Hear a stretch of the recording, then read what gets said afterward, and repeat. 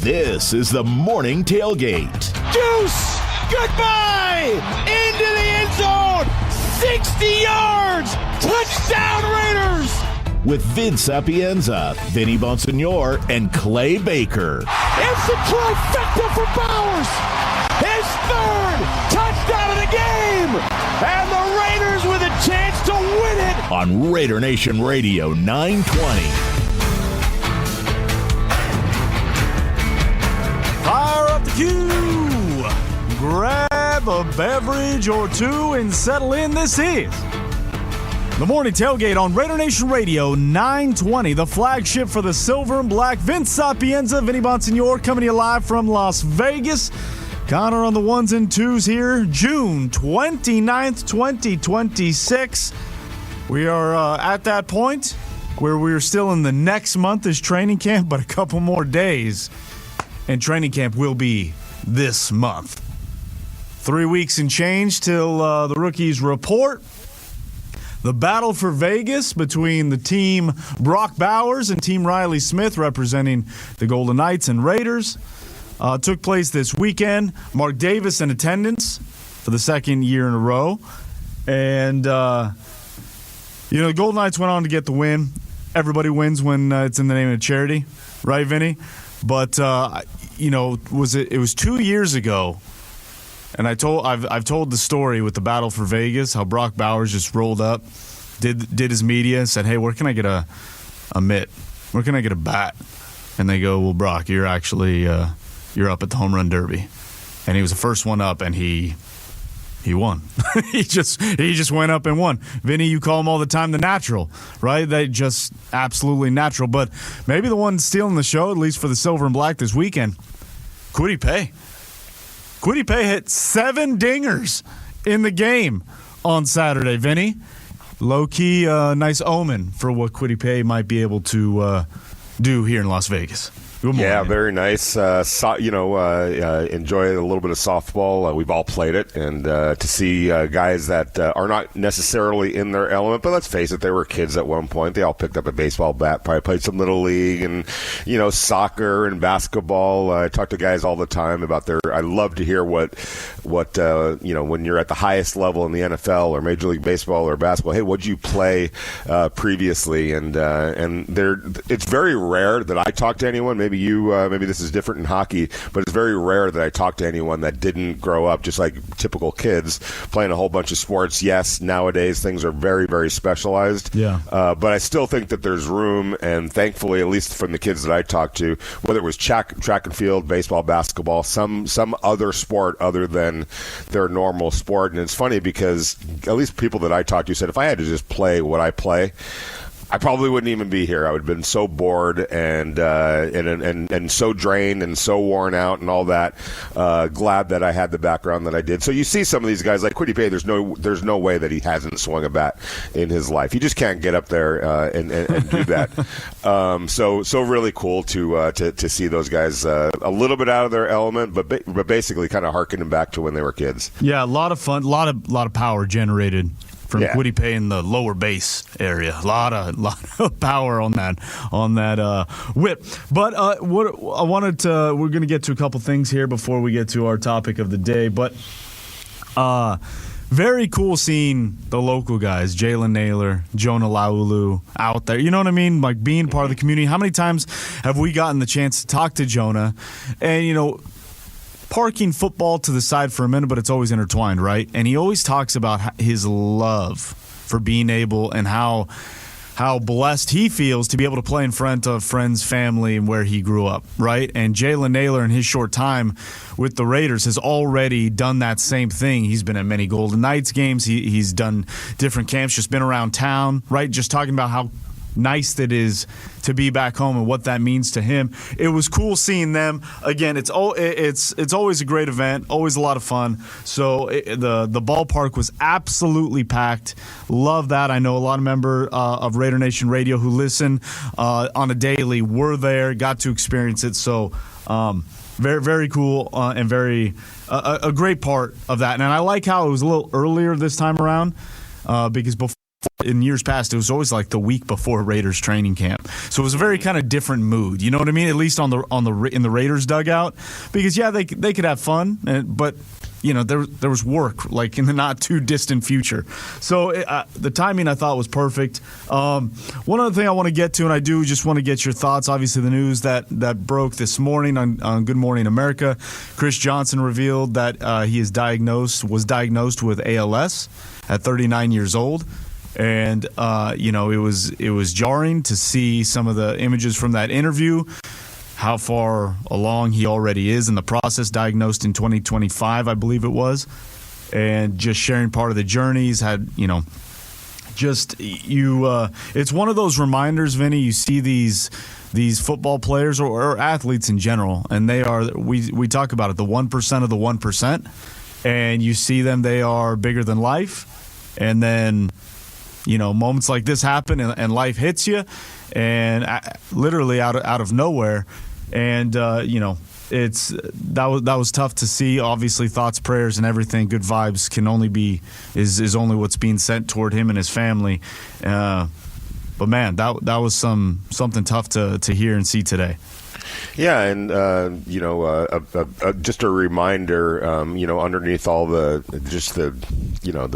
devastation of it and of that disease, but another reminder that behind it all, whether it's a football face mask, a hockey visor, a baseball cap, whatever the case might be, is really a functioning, regular human being, and it's something that I always take.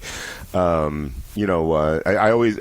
constantly reminded of it because look, we get on the air and we talk about people, and sometimes it can, there's criticism that's going to be, levied or a lot of praise, but sometimes, calling somebody out or pointing out a mistake or, that type of thing. And it really, when you identify the actual person with the athlete, it forces you to be a little bit careful, to be cognizant, I should say, that, hey, we are still talking about just a regular human being just like us. Yes, they can do things that are, that are the 1% of the 1%, but that doesn't mean they aren't part of the 100% of human beings on the face of the earth. So, and I say that as a reminder for us, Vince, of the responsibilities that we have and the lines that you just don't cross, and just the understanding of we are still talking about fellow human beings here, but also shout out to some people that get on social media or whether they're at games and we hear some of the vile things that get said, and we see some of the vile things that get said. It's okay to be upset. It's okay to boo. It's okay to, whether you want to try to get into the head of another player of an opposing team. I get it. I understand it. It's all part of it.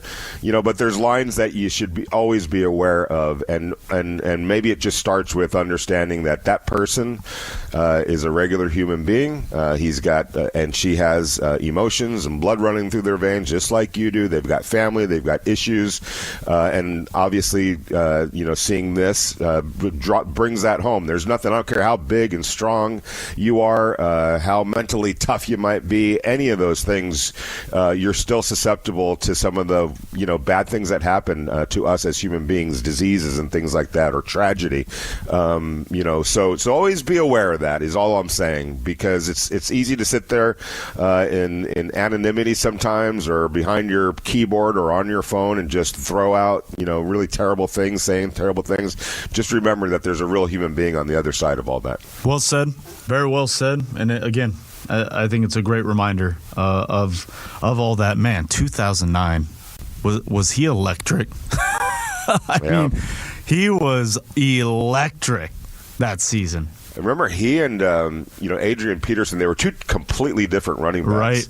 But really, although Adrian could fly as well, he wasn't 4.2, but he could. That dude could fly. Yeah, 4.35 is not bad either. No, I mean he was the whole package. Yeah. Chris was the whole package too, but it was more in just a speed, quickness, athletic ability, agility compared to Adrian. But for the years that they were kind of running neck and neck, it was hard to figure out who was better, or who would you rather have on your team, because they were both equally punishing and productive. Yeah. So, again, good thoughts, prayers, vibes, everything towards CJ 2K, but just had to broach that subject because, again, we just saw it within the last hour or so. So, welcome inside, everybody. I hope you had a great weekend. Getting ready for another great week. Again, we hope for you. Now, it was last week that Tom Brady, we saw him at the World Cup. I forget which game it was, Vinny, but he's been making the rounds, right? That's obviously what he does with being part of Fox, and Fox being the rights holder, broadcast holder of the World Cup. You just figured Tom Brady was going to be around. He obviously was at games, but he did a few different podcasts, one of which has seemed to have gotten some steam this past weekend, and it is the Stick to Football podcast from the Overlap, and it's with, soccer. I say soccer legends here, but football legends across the pond, and Gary Neville, Roy Keane, and Ian Wright, and they have this podcast, and Tom Brady came on. It's an hour and a half. I listened to it over the weekend. Phenomenal. I mean, it really is phenomenal. And Tom Brady is just a great orator in general, which is why he's so good at his broadcast duties with Fox in general. So anytime he talks, it's a must listen regardless of what he's talking about. But Raider Nation really wants to listen because he was asked, even though it was, soccer-centric, so to speak, he was asked about the Raiders. He was asked about his role. He was asked about Fernando Mendoza. He was asked a myriad of things. We're going to get to a lot of those topics that he touched on and let you take a listen if you have not heard throughout today's program. But one of which, the headlines seem to have captured in a way that's really making Raider Nation feel one way or another. Here's Tom Brady on the Stick to Football podcast being asked about what went wrong for the Silver and Black last season. I'm going to ask you, what's the expectation of the Raiders this year? What are you expecting? Are you expecting good things, or is it still early? I'm expecting. I would expect a lot of improvement from where it's been. I mean, last year we just underperformed in every area, right? And it's everybody's fault. That's the reality. There's nobody who did a good job. There's not one player in the organization. There's not anybody involved that did the job to the level that it needs to be done at. And everybody needs to improve. And it starts with me, and it filters down to the rest of the players on the field, and they got to go out there and ultimately they got to perform at a high level. But would that be win 5, 6, 7 games, playoffs, or is that all a bit? I mean, I don't think just improvement, just a massive improvement. A massive improvement, and I would expect daily improvement, and I'd expect hourly improvement. There he is, Tom Brady on the Stick to Football podcast, and again, for some, Vinny, this is the reaction that I saw, okay? If you saw it differently, you tell me. But the initial reaction was, what are you talking about? Every single player didn't do well. What are you talking about? What about Max Crosby? What about Brock Bowers? That was the initial reaction. But for me, listening to it, that's not necessarily how I took it. To me, that is Tom Brady in real time explaining how the standard has been lifted for everybody, regardless of name, number, years of experience, who's been there, who hasn't. That, to me, is the Tom Brady effect in a nutshell, is that they were nowhere near where they wanted to be a season ago. It's why they had the number 1 overall pick. You are literally as far away as you can be from being where you want to be in terms of an NFL team. And so when he sits there and says not a single person did good enough, to me that's message sending as opposed to picking out certain people, good or bad. Well, if you're arguing against what he said or bringing up Max Crosby, go look at Max Crosby's Twitter page. It's consistently his messaging of more is required. He's not saying more is required of you, but not me. He knows that more is required from him as well, and that's just putting yourself right there with your teammates and not putting yourself above your teammates. Everybody needs to do more in the Raider building, starting with Tom Brady, which is something that we've talked about quite a bit. Hey, are you going to learn from last year? Your first year, kind of, as the de facto president of football operations, are you going to learn from from that experience, from that very bad experience where everybody in the building needed to do better, which was clear from the players, and that includes Max Crosby and everybody else. I'm not trying to single them out. I mean, it's obvious when you win 3 games that everybody needs to do better, and that needs to be the message to everybody. And Tom's not putting himself above the team, and he says, I got to do better. John Spytek needs to do better. He'd be the first to tell you that. The scouting department needed to do better to bring in better players, on and on and on and on and on, right on down to the kicker, to the holder, to the snapper, to the center, to the quarterback, to this, to that. Everybody obviously needs to do better. When you win 3 games, that's just the nature of that beast. But what I loved about what he was saying in the big sense and the small sense is everybody needs to be better by the hour, and that's what we've been stressing here. You can't do anything about the wins and losses right now. You can't do anything about anything that's going to happen in the future right now. But you know what you can do?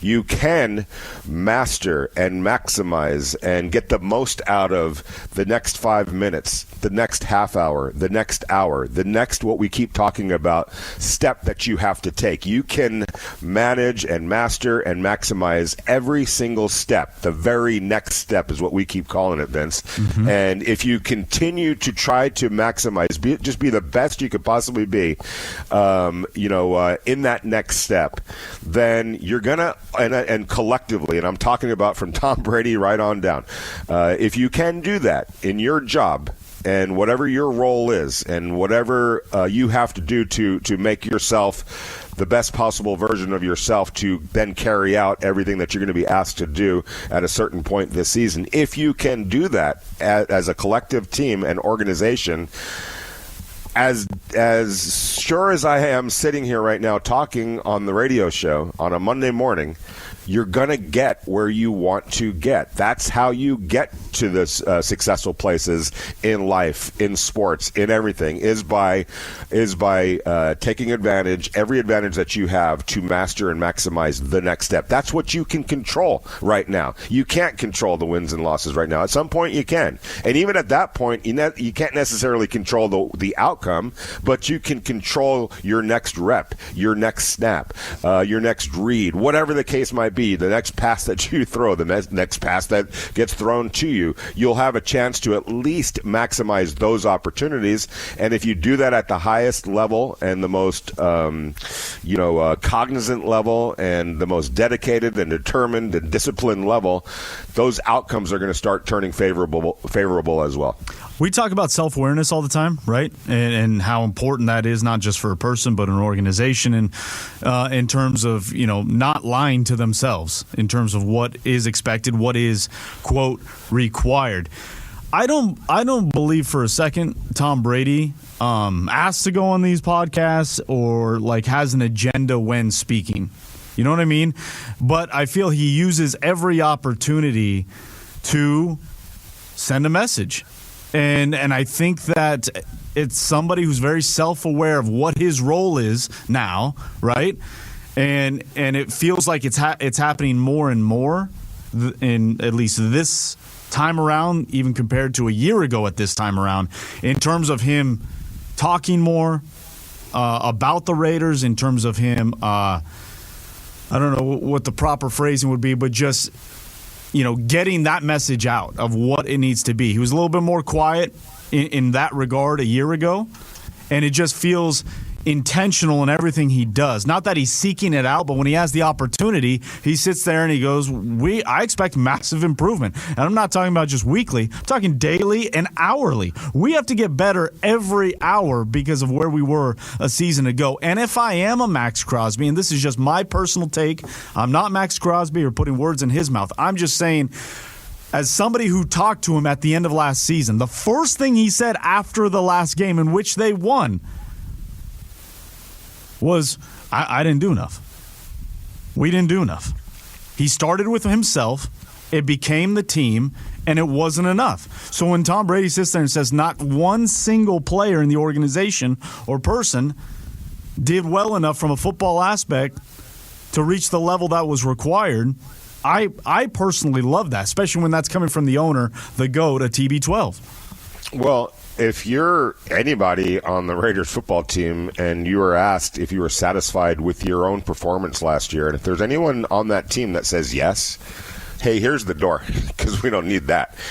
Sorry, but that's not the answer I'm looking for right now. There's no way that, and not that anybody did. I know that. Just talking to players, you could be, hey, I was pleased with my growth and my development. I'm going to keep chipping away, but hell no, I'm not satisfied with what I did. No, there's no way. Nobody ever is. That's the greatness about greatness, is that you're always striving to be better. I always say this: there's a gap that exists in everybody. It's who you are and who you potentially can be. And as long as you keep trying to close that gap, you may never close that gap. Closing that gap to me would be perfection, which I don't know that that's attainable necessarily. But if you continually try to close that gap, you're on the right path. And understand that there's still some gap to be closed. And we have that right. We have that ability. We have that power to do that right up until the last breath we take on the face of the earth. That's the beauty of life, is that you can always, as long as you have a breath, as long as you have life, keep striving to be better. And I would expect that Max Crosby and everybody in that building is doing exactly that right now and focused on exactly that right now. 702-365-9200. We want to hear from you. What do you make of Tom Brady's comments about last season and the expectations of improvement this summer, right now, this week, next season? Who's going to kick us off here on a Monday on the Morning Tailgate? 702-365-9200. We want to hear from you. We're going to hear more from Tom Brady, but first. Hey guys, since 1942, Sal's Mexican restaurants have been serving the best Mexican food in California's Central Valley. From their award-winning salsas to all their classics like chili carne and chili verde, they've been go-to restaurants for multiple generations. And here's the thing, you don't have to be in California or the beautiful Central Valley to enjoy this fantastic food. All you got to do, wherever you are, is go to salsmexicanrestaurant.com. That's salsmexicanrestaurant.com, and they'll hook you up. You go online, you put your order in, wherever it is, it'll get delivered to you.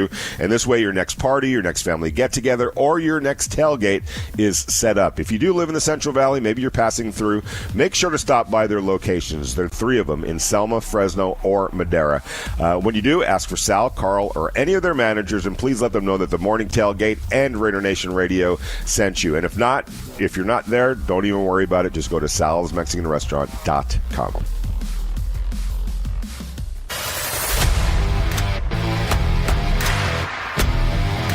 Welcome back inside the Morning Tailgate, Raider Nation Radio, 920, 702-365-9200. What'd you make of TB12's comments on the Stick to Football podcast? Talking about last season, not a single player did enough. And the expectations don't need to be just improvements, but massive improvements. And we're not talking about week to week. We're talking hour to hour. 702-365-9200. Up on the text line, Jason says, Tom Brady was just saying everybody needs to wake up in the morning, do their job to the best of their ability, pay attention to the details, and be meticulous. That's all he was saying. Gage, on the other hand, says, if you want my honest opinion, Tom's take, he didn't do enough either. You want success to be in the building? You want success be in the building more. Put in the time that your GM and scouts are putting in. Went as far to say as Tom was being a hypocrite. Period. That is Gage on the text line. First things first, before you go, Vinny, we have no idea, fans, us alike, how often Tom Brady is in the building. First things first. So we can stop that right now saying you need to be in the building more. We have no idea how often he's in the building. No, we cannot say on a weekly basis how many times he is in the building. So if we can't say that, fans can't say that because we simply don't know. Right, and for sure, and is it an unorthodox setup compared to other buildings in the NFL? Yes, it is. I mean, it's fair to say that. But you don't let that be the determinant. You figure it out. All right, how do we do this to make to maximize this, to maximize you, to maximize your role? It's not going to be the way it is necessarily everywhere else across the league, but that doesn't mean it can't be successful. And so let's figure it out. And that's why, what we talked about all through last year, especially after it turned sour and got more and more sour as the year went on. What are the learning points going to be from this experience? And starting with Tom Brady, and starting with ownership, but Tom Brady is what it is. He's the main voice in the football department, along with John Spytek, and that's a key to this whole thing because their relationship is extremely important, and the way they figure out how to manage things together is the most important component here in terms of that side of the building and what Tom's role is. So it's not so much about, hey, be in there every single day. That's not going to happen right now. It's just not going to happen. So get that thought out of your head. But you can't let that be the reason why it doesn't work. You have to figure out how to make this dynamic work, and I think that was part of the learning experience.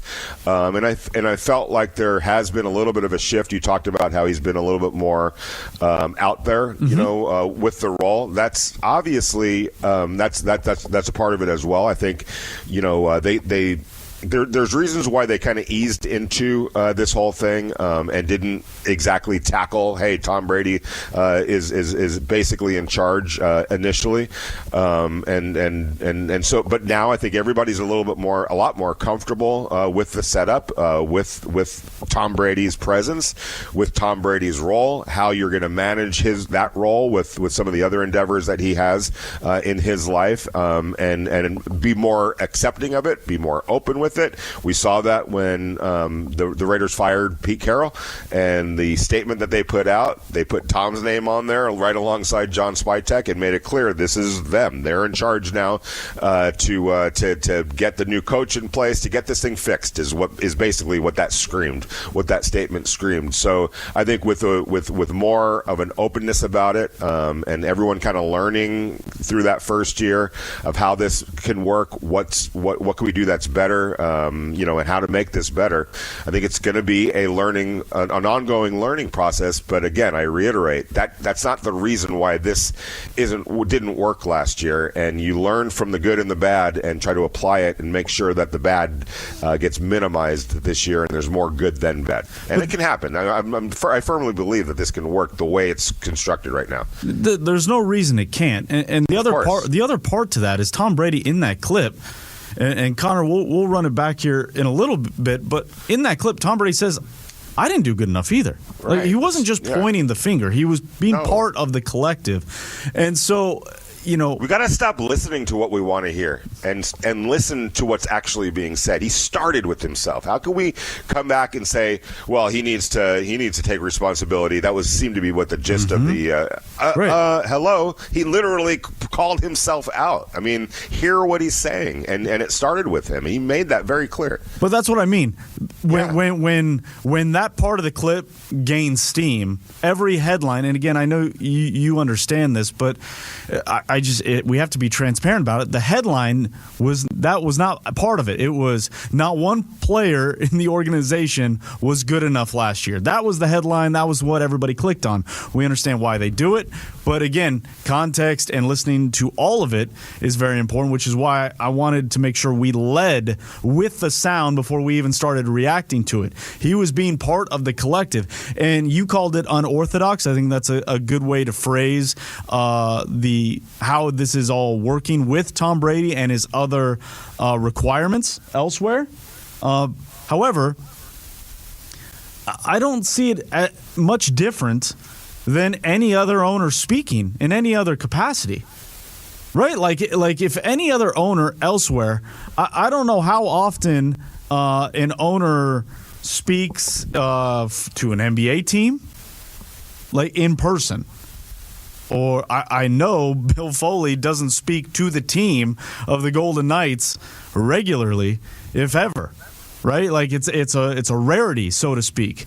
So that's what I'm saying, that Tom Brady being out there more seems more prevalent this time around than last year. Would you agree with that? Just in talking about it. So he's using these opportunities. Again, that's why he's not asking to be on these podcasts to talk about like, hey, I need, if he wants to talk to the team, he can go talk to the team. But he's using these opportunities intentionally in a way to, hey, this is what the expectation is, whether it's direct to the team or not, which is not anything different than any other owner in any other sport uses media these days.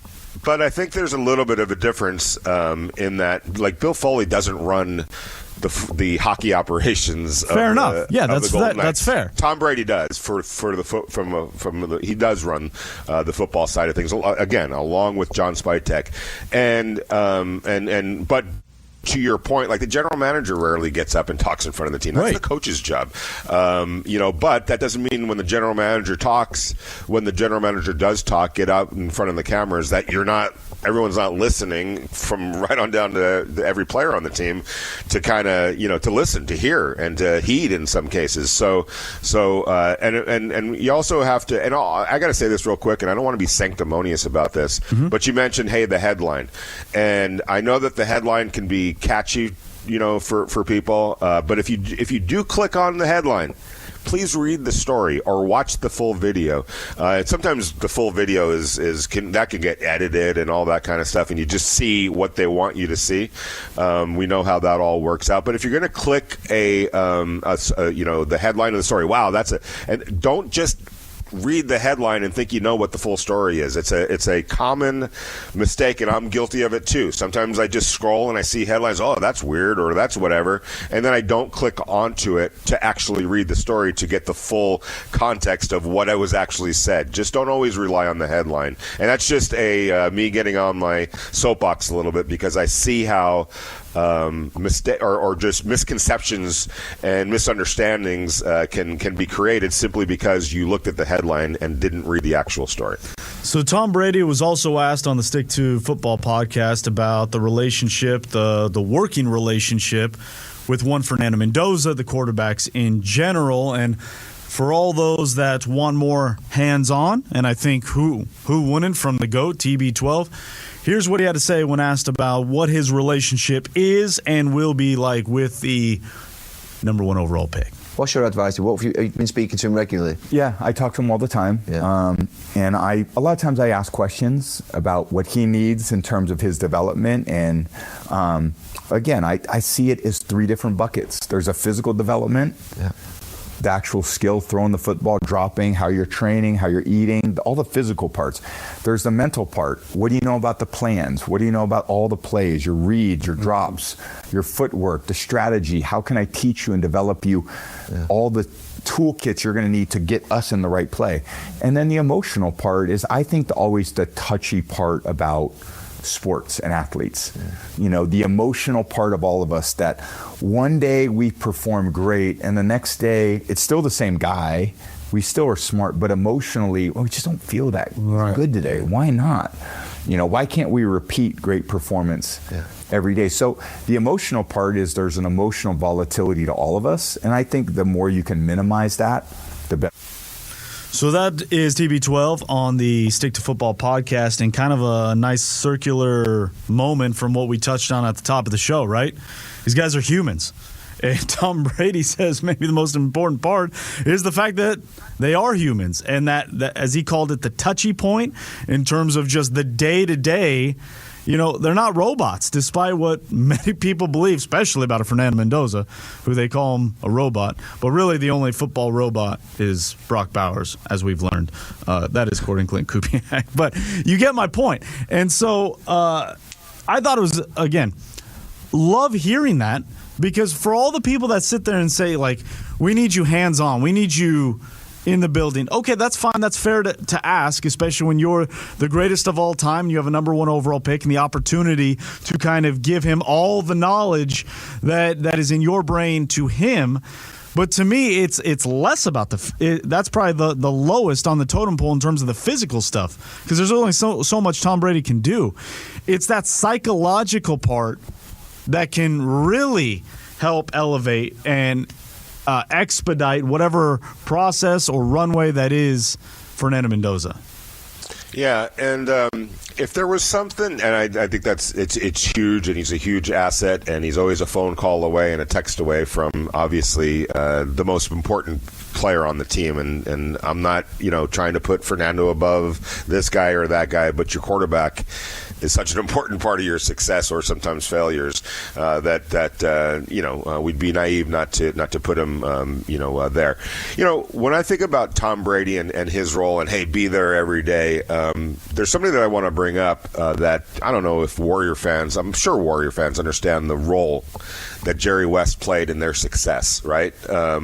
He was an advisor basically. Mm-hmm. He might have had an official role, but he wasn't. He was working remotely for the most part. Yeah, he'd come into the building from time to time, but for the most part, from as I understand it, and I'm pretty, I feel like I'm on solid ground here. Most of his work was remotely from his home in Los Angeles, but he was a huge part of some huge decisions that were made with the Warriors, including personnel. He was a big part of drafting a Draymond Green and holding on to a Draymond Green. There was a couple trades that they made that some people were at the time argued about, but turned out to be really good trades for the Warriors. So look what happened to the Warriors. Anyone in the Warriors building will tell you, from the general manager right on up to the owner, what a crucial role Jerry West played in shaping that whole thing. And if you understand where the Warriors were previously to what they became, you understand that was a massive undertaking, kind of like what the Raiders are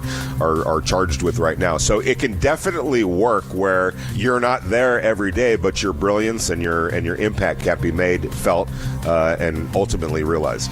He served as an executive board member for the Golden State Warriors from 2011 to 17. However, to your point, he was a massive influence on what was a young front office. He was, and for the trades that did happen, he was also credited with preventing a trade that would have sent Klay Thompson for Kevin Love, right? Yeah. Kevin Durant credits him for even going to Golden State. Right. So a lot of reasons, and those are just a couple of the headliners. More. And he wasn't there every day. More on the other side here on the Morning Tailgate, Raider Nation Radio 920. We'll take your comments and questions on X. Follow us at RNR920AM. Let's dig in to the Morning Tailgate on Raider Nation Radio 920. Welcome back inside the Tailgate, Raider Nation Radio 920. Alexa Belcastro, News 3 LV, will be joining us here in about 14 minutes time. T-minus 14 minutes time. She was at the Battle for Vegas, chatted up with some of the Raiders and the VGK as well. We'll talk to her. She also had a conversation with one Nick Carter and the Backstreet Boys. And Kirk Cousins, big Backstreet guy. So we'll have that conversation here in just a few minutes, but we'll continue our conversation throughout the morning. TB12 on the Stick to Football podcast, talking about his involvement this time around with Juan Fernando. And here's the other thing I wanted to touch on, Vinny, in terms of the involvement, again, because you hear it as loud as I do, right, about why isn't Tom Brady there every single day? Why isn't he there hands-on every single day? And again, the unorthodox nature of it, I think we all understand. But for me, when we hear him say that he talks to Fernando all the time, and he's asking him what he needs, right? It's not, hey, anything I can do, just let me know. It's not that, right? Like, and maybe this is me now just speculating, but I refuse to believe it's one of those just throwaways like, hey, yeah, just let me know if you need me. I'm a phone call away. No, he's actively talking to him, asking him questions, what he's going through his day. Where's his missteps? What is he asking questions about? And that's how he's going about helping him. Right? Yeah. I don't think he's just this far away standalone figure That's just, he's a phone call. No, he is actively talking to at least Fernando. And I think that's the one thing Raider Nation wants, right? Like he's the de facto player personnel guy, right? For the entire team. He's the Director owner. of football operations. But which encompasses coaches. And right, but I think everybody focuses on the quarterback room. And for all those that said, like, where was he with the hands-on in the terms of the quarterback room, I would say this as respectfully as I can.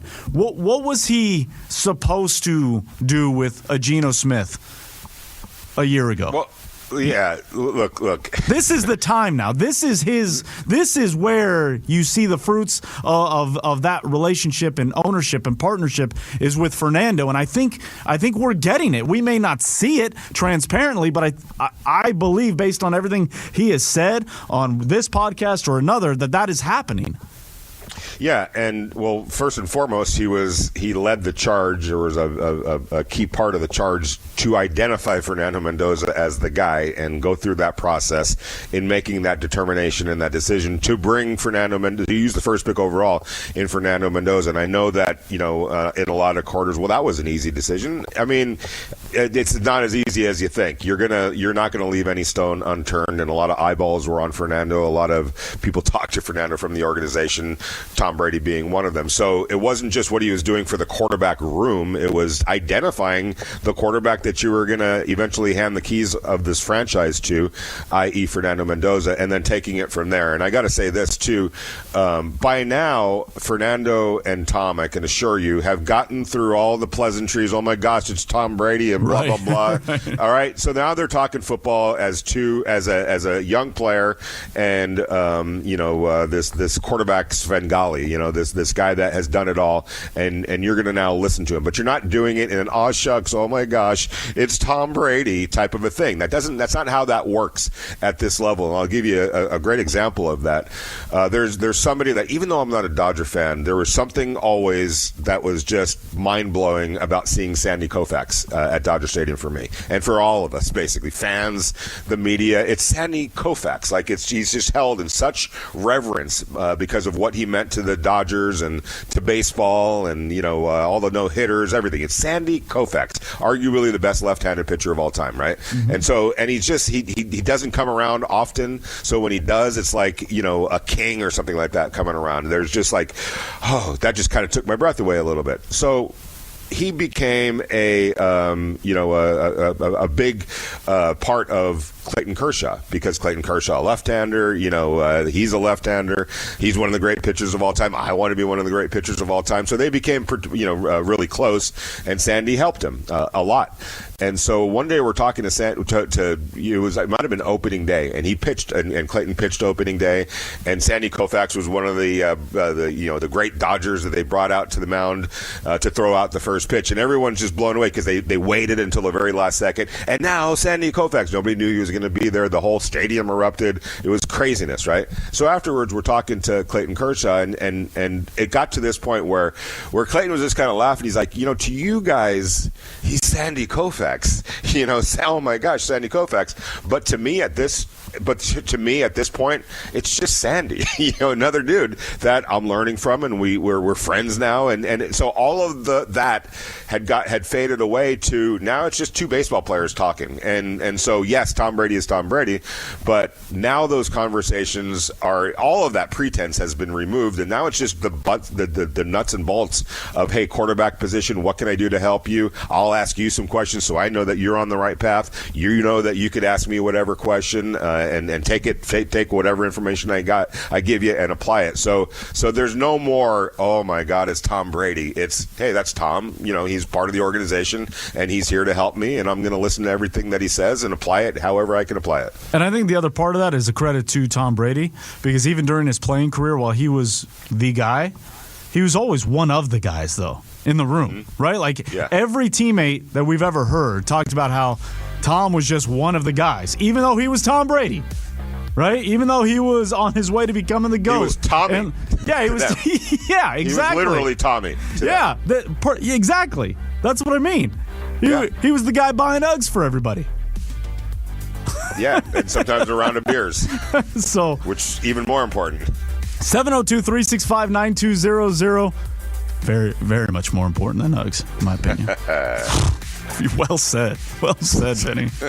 We're going to keep the conversation rolling. We want to hear from you. It's a Monday on the morning tailgate. Where's Raider Nation? This is your... Hello? Is this thing on? Connor, we're out there, right? We're talking TB12. We're talking Fernando. We're talking about expectations for the season. We want to hear from you. Your opportunity to do so is coming up next in hour number 2. Alexa Belcastro, News 3LV, next. This is the Morning Tailgate. There have been plenty of other coaches, but why not us? Why not this staff? Why not this group of players? I look at it as what a great challenge. We're going to be about the work. He is back, baby! And the Raiders regain the lead! With Vince Sapienza, Vinny Bonsignor, and Clay Baker on Raider Nation Radio 920. Flying through into hour number 2 here on the Morning Tailgate. It's Raider Nation Radio 920. Vince Sapienza, Vinny Bonsignor. Coming to you live from Las Vegas on a Monday, June 29th, 2026. 702-365-9200 is the number. We're talking TB12. The hands-on approach that he seems to be having, evolving into with one Fernando Mendoza into not only this offseason, but next season as well. What it means for him, being El Nando, as well as the Raiders moving forward. 702-365-9200. I said, Raider Nation, wake up on a Monday. We want to hear from you, but before we do, we're going to have a cup of coffee, if you were, with our next guest, Alexa Belcastro, News 3 LV. Alexa, good morning. Welcome back. Good morning. I was waiting for my Twitter handle name to... Well, I was going to sprinkle that one in a little later, but it's at Alexa Belcastro 2 on the X. Thank you. Just so Good morning, guys. Just so everybody is clear on which Alexa we're talking to. Number 1 in our book, number 2 on the X handle. Always. Oh, I love that. All right, Alexa, let's start with the weekend that was. Battle for Vegas, always a good time. I believe this was number 6. Of the Battle for Vegas. Again, thousands of dollars poured into local charities over the weekend. Team Riley Smith and the Golden Knights kind of put a whooping on Team Brock Bowers and the Raiders in terms of the scoreboard. But what was your takeaways from the weekend this time around? Super fun event. I've never been to a Battle of Vegas, so I just really enjoyed watching how into it that the players get. It was kind of funny during the home run derby. All the players are like, all right, we're scared for Brock, all the players on VGK, and then he didn't do too great in the home run derby, and then it was time for a photo op after the derby, and you can just see that these guys are still such competitors because he does not look happy in this team photo. And so I had to walk over to him, and I'm like, Brock, I'm so laughing. Like, you look so upset. He goes, I am. I did not do well. Like, this is why we shouldn't do interviews beforehand. Obviously joking, but it's just funny because their competitiveness never leaves. All right, so Alexa, I'm pretty sure I saw an interview that you did or were a part of with Nick Carter on Saturday. So I have to ask you this: who was more excited, you or maybe your mom? I mean, I'm trying to put like the time that they were super big, and whether that was your your window or maybe it was your mom's window. I don't want. I'm just trying to figure that one out. I know. Not to put him out there on the age. Yeah, go ahead. I'm going to be honest with you guys, okay? I'm going to tell you, when he first came over, I was like, okay, I know this is a Backstreet Boy. I'm trying to put it together in my head, which Backstreet Boy. People start talking, and then I put it together. So I'm going to expose myself that I don't know all the Backstreet Boys' names, but I do know some of their songs, so it's definitely my mom's Wait, does era. that mean you were in sync, or are we just completely past Are we just completely past that generation? What am I hearing right now? We're not even Team Backstreet, Team NSYNC. What's happening? Yeah. Wow. I was like, let's see. I was listening to Usher as a kid. By the way, the level of disappointment in Vince's voice when he heard that, he was aghast that you weren't a Backstreet Boys fan. Vince, is there something that you want to let us know? I was Team NSYNC. You're right. I was Team NSYNC all the way. Well, I picked my side. I drew my line, and that's where that was. Were you in the mirror? Were you looking at yourself in the mirror doing the dance moves? Or anything obviously, bye. Are you kidding me? I had my elbow still every time I lift up. It's not a fist bump. It goes down and to the left, perfect 90 degrees. Anyways, he's a K-pop fan now. There you go. Alexa, okay, so just wrapping up Battle for Vegas. You know, that event is something that it was always interesting because the timing of it was always. The Battle for Vegas happened right before Raiders training camp, and it was always kind of a different vibe in each dugout. Like the Golden Knights had just finished what was a long season, and they're drinking beers, they're having a good time in the dugout. On the Raiders side, it was always kind of buttoned up. They were still having a good time, but they understood that things were ahead. The timing of this is kind of perfect for both sides because it was a couple weeks removed for VGK, still a couple of weeks removed from training camp. What was the feeling talking with some of the Raiders from your perspective about what is ahead for them coming up? I would say both dugouts were very locked in, to be honest. I was impressed. But the Raiders seem like they're all eyes ahead on training camp. Kieran Crawford, he was just really excited to be a part of the event. He said he was looking forward to training camp. He talked about getting mentored by Max Crosby and how they've been in touch this for a few months now, and how much that's helped his development and getting ready for camp. But as far as the event itself, I would say both dugouts were pretty locked in. They were talking about how they need to lead their team through this game and how it was very competitive. So, I wasn't sure at the beginning who was going to win the game, to be honest, because I was like, okay, this feels like both are ready to go. Alexa, Vince and I have been talking, basically since Fernando was drafted, and maybe even a little bit before, in terms of the Raiders making the determination, especially now that Kirk Cousins is on the roster, on who the starting quarterback is going to be. And we've always characterized it as, hey, Fernando is on his race, and it's not necessarily a race against Kirk. It's his own race. And when the Raiders feel like Fernando is ready, that's when he'll start. Maybe it's day one, maybe it's week 8, maybe it's next year. And it's less about a neck and neck competition like it was with Gardner Minshew and Aiden O'Connell a couple of years ago. But from your perspective, your medium that you're going to be telling this story, coming up here in the next few weeks or so. How do you envision you seeing it and you telling that story in terms of who should be the starting quarterback by the end of training camp? Vinny, I feel like you might be on the same page with this one because we got to watch Mendoza take reps with first team on that last day of mandatory minicamp. And I think that kind of put the pieces together in my head for me personally, just because... And I don't like when, people are like, oh, he was behind. Like, that was not how I saw it. I think he's so talented. But I think I just watched it like, okay, he's a rookie. He's a rookie still learning. And I think he is going to be so talented in this league. But as far as, putting that comparison between him and Cousins, I think once he started taking reps with first team, I think it was just evident at that point in time that it was Kirk Cousins. But hey, he seemed to improve every single practice. So training camp could come and he could be leaps and bounds from what we already saw. And I actually do expect to see that. So Alexa Belcastro joining us here on the Morning Tailgate, Raider Nation Radio 920. I said last thing on the battle for Vegas. That was a lie, clearly, on this next question. But you obviously were at a couple football camps for some Raiders that were running said camps a week ago. Jonah Laulu, Jalen Naylor.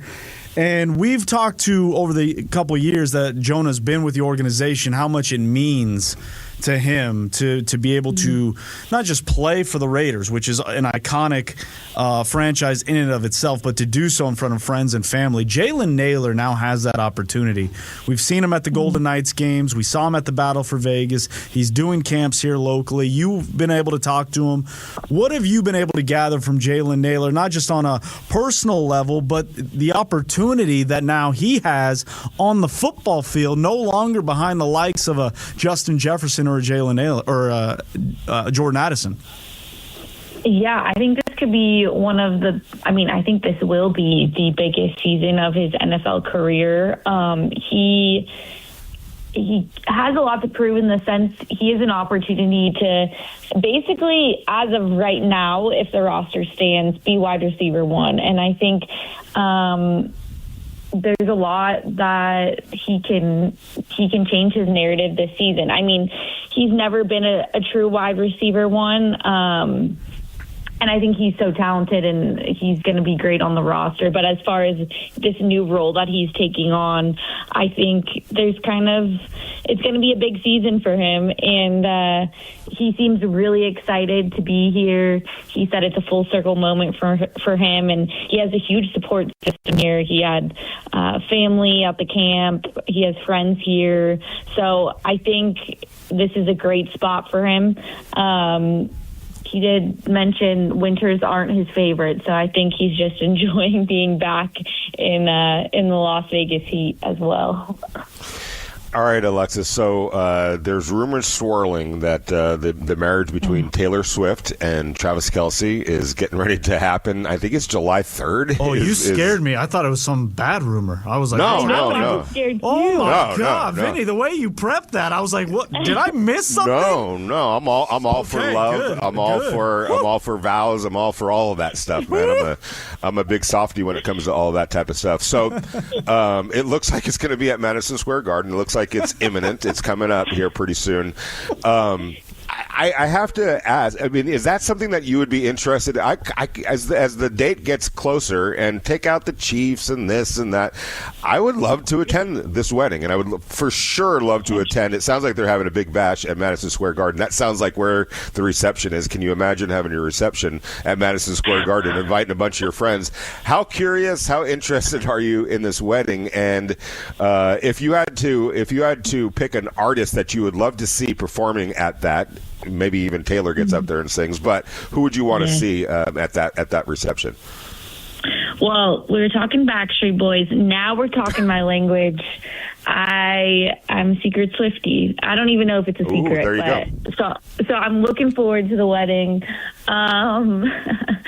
Honestly, hats off to Travis Kelce as well, because imagine everywhere you go, you are no longer the center of attention. No one cares that you are one of the best tight ends in the NFL. Like, you are now just holding the purse, and he has completely taken on that role.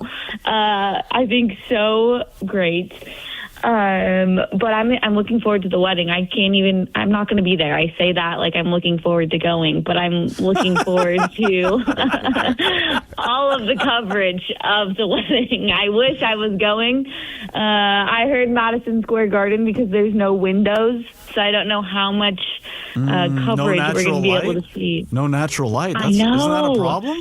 Natural light's big. I was also thinking about that. I know. How do you do a wedding with no natural light?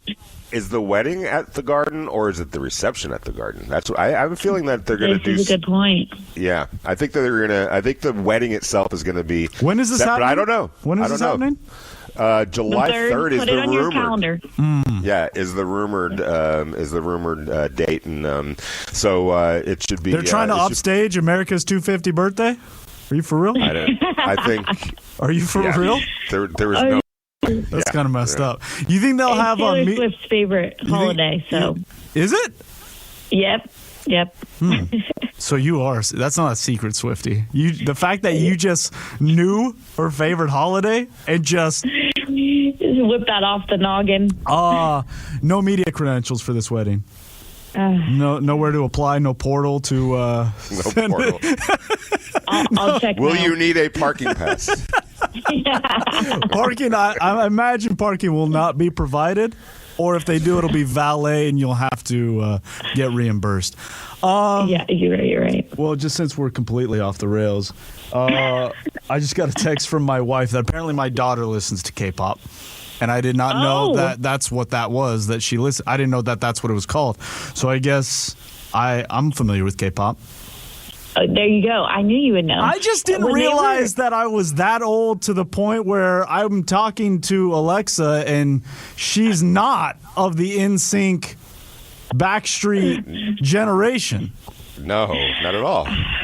I still think I'm 13 years old.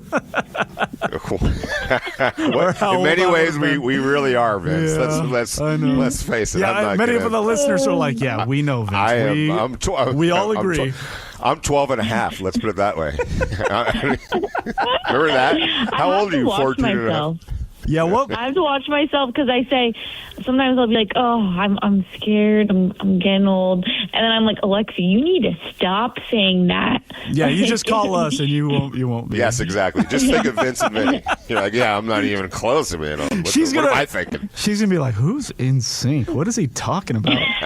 What's he How do you pronounce that? Yeah. Well, it's a very weird spelling. Everyone thinks it's an apostrophe after the end. It's not. It's the star. Look at you. It's the star. Look at you, Vince. Look at me. It's news you could use here on a Monday, June 29th in 2026, that you can only find on Raider Nation Radio 920. Alexa, we'll wrap up our time with this. Again, we're just completely off it. And we love it. Yeah, we do. Should we do the game, Vinny? Before should we do the Would You Rather? I'm going to say yes. Okay, Alexa. Pick your non-football. Give me your favorite sport growing up. Before you were in the business, I mean. Like, what was your favorite sport? To play, I played soccer, to watch, but to be love a fan. baseball. To be a fan. Okay, baseball. Okay, who is your team? Before you were in the business, we get it. We're all journalists here, and we have no teams. We're just fans of sport. But who is your team? The Padres. Okay, that's a good one, right, Vinny? That's a pretty. Okay. Well, I mean, coming off the weekend that they just came off, probably not. But I get it. No, for sure. No, in terms of what? Okay, so the scenario is, Alexa, we can guarantee you. Guarantee. Ooh, this one might. Okay. All right. Right? This is a good team to do it with. Okay. Yes. A Padres World Series championship. And guess what? You know what? I'm this year. And guess what? I'm gonna put you there. I'm gonna put you there in the game in which they win it. Guaranteed. Okay? Okay. Padres don't win another World Series forever. Do you take that deal? Oh my God. This is. I mean, considering it's been a very. Since they've never won a World Series and they've even participated closely, I think I'll just take the World Series. Wow! Alexa just said, screw the rest of you Padre fans and future generations. I'm taking it now. Okay, here's the thing. I grew up in a Dallas Cowboy home. I grew up in a Padre home. I never got to experience any of the fun. Okay, so new scenario. Uh-oh. Yeah. Because now this is a family decision. Yes. Okay? All right. Would you take a Padres World Series championship this season, but the Dallas Cowboys never win again? Ooh. Never win a Super Bowl again. Never win a Super Bowl. Never win again. Ooh, man, if they just went winless forever, that would be... There would be a lot of happy people about that. Yeah. And now you're speaking for your family, by the way. This isn't just for and you. every Cowboy fan out there. Because we're going to clip this and send it to them. Wow. Okay, so I'm going to get in trouble. I'm going to get in a lot of trouble for this, actually. But I'm going to go with the Padres. Wow. I was a little upset after they got rid of Mike McCarthy. So I don't know. It's out of bitterness now. This is a... Hey, it doesn't matter the motivation. No, hey, whatever. Whatever the motivation is. Whatevs. That's pretty good. Some of their decisions, as, of course, we are not fans, but I have found them a little questionable as of late. So, not that the Padres are helping me out either, but I'm going to go Padres. There it is. By the way, it's not their decisions, it's his decisions. Yeah, there you go. Yeah. Alexa Belcastro, who's 3LB. Thanks for playing the game. Follow her on the X at Alexa Belcastro 2. Alexa, as always, appreciate the time. Let's do it again. And next week. This was fun. Thanks, guys. All right, that's Alexa Have Belcastro. a good one. Wow. So not once but twice, she said, forget future Padre fans. I'm taking my World Series now. And then said, you know what, Cowboys fans, sorry about it. You're done. Padres winning it all this year, baby. I have to say this, too, because, I'm not trying to get in any trouble here. But there's this, I'll say it this way. There's a misconception that women are far more emotional than men. And in some ways, maybe they are. But there's a practicality to women that it just escapes our us, right? And so when we're over here last week spending 3 hours talking about this and being swayed and being emotional about it, right? Oh, yeah. I changed my mind a bunch of different times. Yeah. I got very emotional thinking, am I ever going to see a Rockies game again? Right. I think you probably spent a sleepless night. What did I just do? Right? Hey, you know what's funny you say that? I thought about that all day with the Rockies. Like, what would I do? I'm talking to my family. You want to go down that road? Yeah. Okay, I'm probably about, I don't know, 15, 16 years old, maybe a little bit older. I can't remember exactly. I can't be much more older than that. All right, and the Lakers are playing the Boston Celtics, and they're trailing. And it's in Boston. They're trailing. Me and my brother Charles are watching it on TV at home in Ventura, and all of a sudden, Charles is sitting in this weird position in front of, kind of, on the floor, right? And his legs are crossed, and it's like a weird position. But all of a sudden, the Lakers start going on a run. And he refused to move because he, in his mind, felt like the way he was sitting, because it just started, the run just started, that I am in charge here. Yep. Like, I am responsible for this run. I still do that. Okay, there you go. To the point where, and they ended up winning, but Charles had a bad back for like a week. But it was the best pain he ever felt because he was literally reminder of my glory, of the sacrifice that he made for this Lakers win. And I was just telling him the whole time, you do realize you have nothing to do with any of this right now. No, I think that was everything. I think that was. There's one. That's the way guys think, though. There's one common denominator happening, and it's my back being out of whack for a week, so the Lakers could go on a run.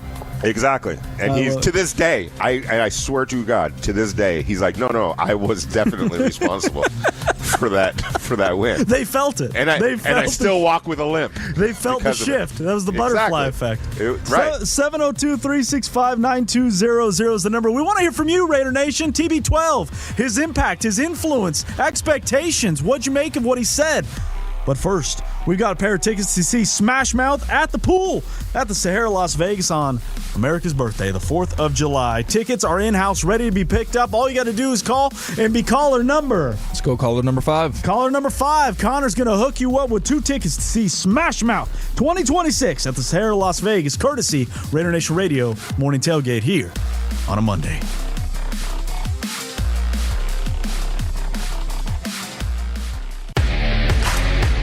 Vince, Vinny, and Clay want to hear from you. Call or text the show at 702-365-9200. Now, back to the Morning Tailgate.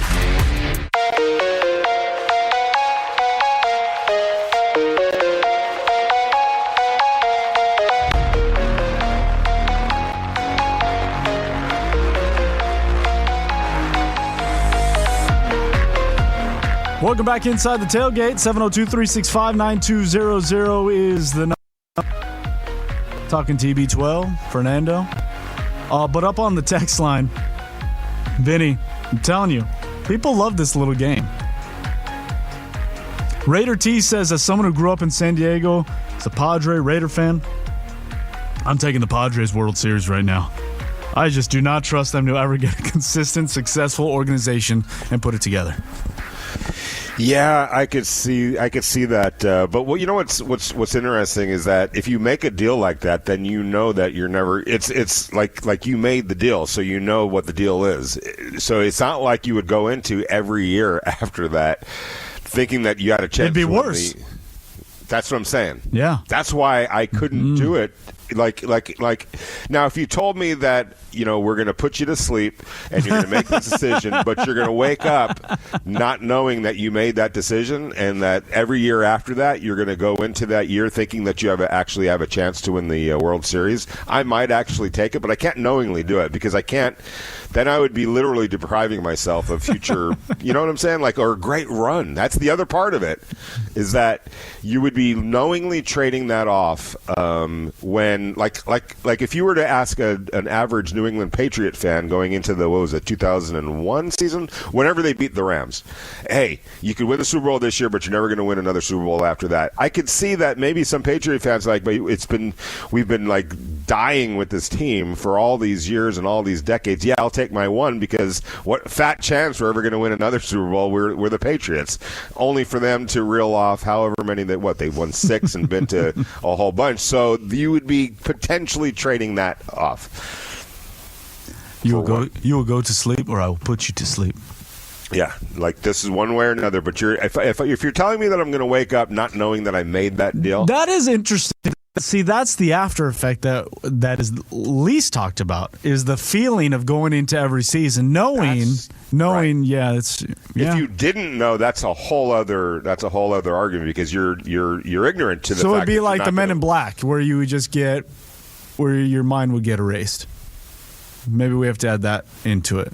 You would forget that you made the deal. That makes it easy, though. That makes it easy. Then yeah, ignorance you would. is bliss. Yeah, well, basically, yeah. But then that is a lifetime of pain that you are signing up for, even if you don't remember you signed up for it. Knowing every season you will not attain what you want. I think it's more of a compelling question to say that you would knowingly do that. That is you're subjecting yourself to now a long period of pain for 1 year of glory. And here's why. This is the reminder of it. There's New York Knicks fans right now that are like, okay, now what? We need a second one. We need another one right now. Or like a feeling that you thought was going to last forever in the basking in the glory actually is a lot more fleeting than you probably think. So even though it was the best feeling that you ever had, you're now kind of wanting more. That's the drug of sports, is that now you want a little bit more. I had a conversation. It was probably about 3 months, maybe not even 3 months, maybe a couple of months after the Rams lost the Super Bowl to the New England Patriots. Remember that Super Bowl in 2019?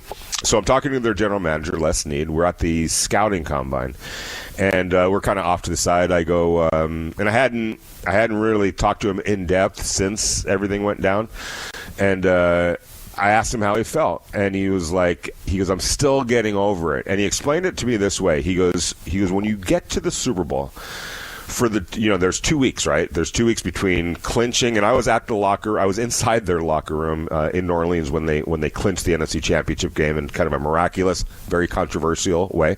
And it was just like, just this, it's the Rams. They're going to the Super Bowl. They had sucked for 15 years or so, or ever since their, the greatest show on turf came to an end. And so there was a lot of misery with the Rams. Now they're just celebrating going to the NFC Championship game. And he told me, he goes, from that moment on, for the next 2 weeks, all you're thinking about is the euphoria you're going to feel when you hoist the Lombardi Trophy and win the Super Bowl. The losing doesn't even enter your mind. So in your mind, you are building yourself up to this crescendo, to this is going to happen, we're going to be the Super Bowl champions, that is going to be the best feeling ever. And you don't even consider the alternative, which is losing the Super Bowl, and you're not even prepared for that misery. And that misery is powerful, man. And that's why when we were talking about the hurt of losing hurts more than how great winning feels. Mm-hmm. And I truly believe that is the case. So be careful, because even when you win the Super Bowl, you kind of get over that pretty quick because it's on to the next thing. What you don't ever get over is losing a Super Bowl or losing at the highest level or never achieving whatever it is that you're going to achieve. That's the regret that's the power of that regret more than how great it felt to be a champion, which it obviously feels great, and you're going to always have that. They can never take it away from you, but you're going to always remember more some of the pain of losing and falling short. Yeah, I mean, how many athletes have we talked to in losing locker rooms? That's the burning feeling.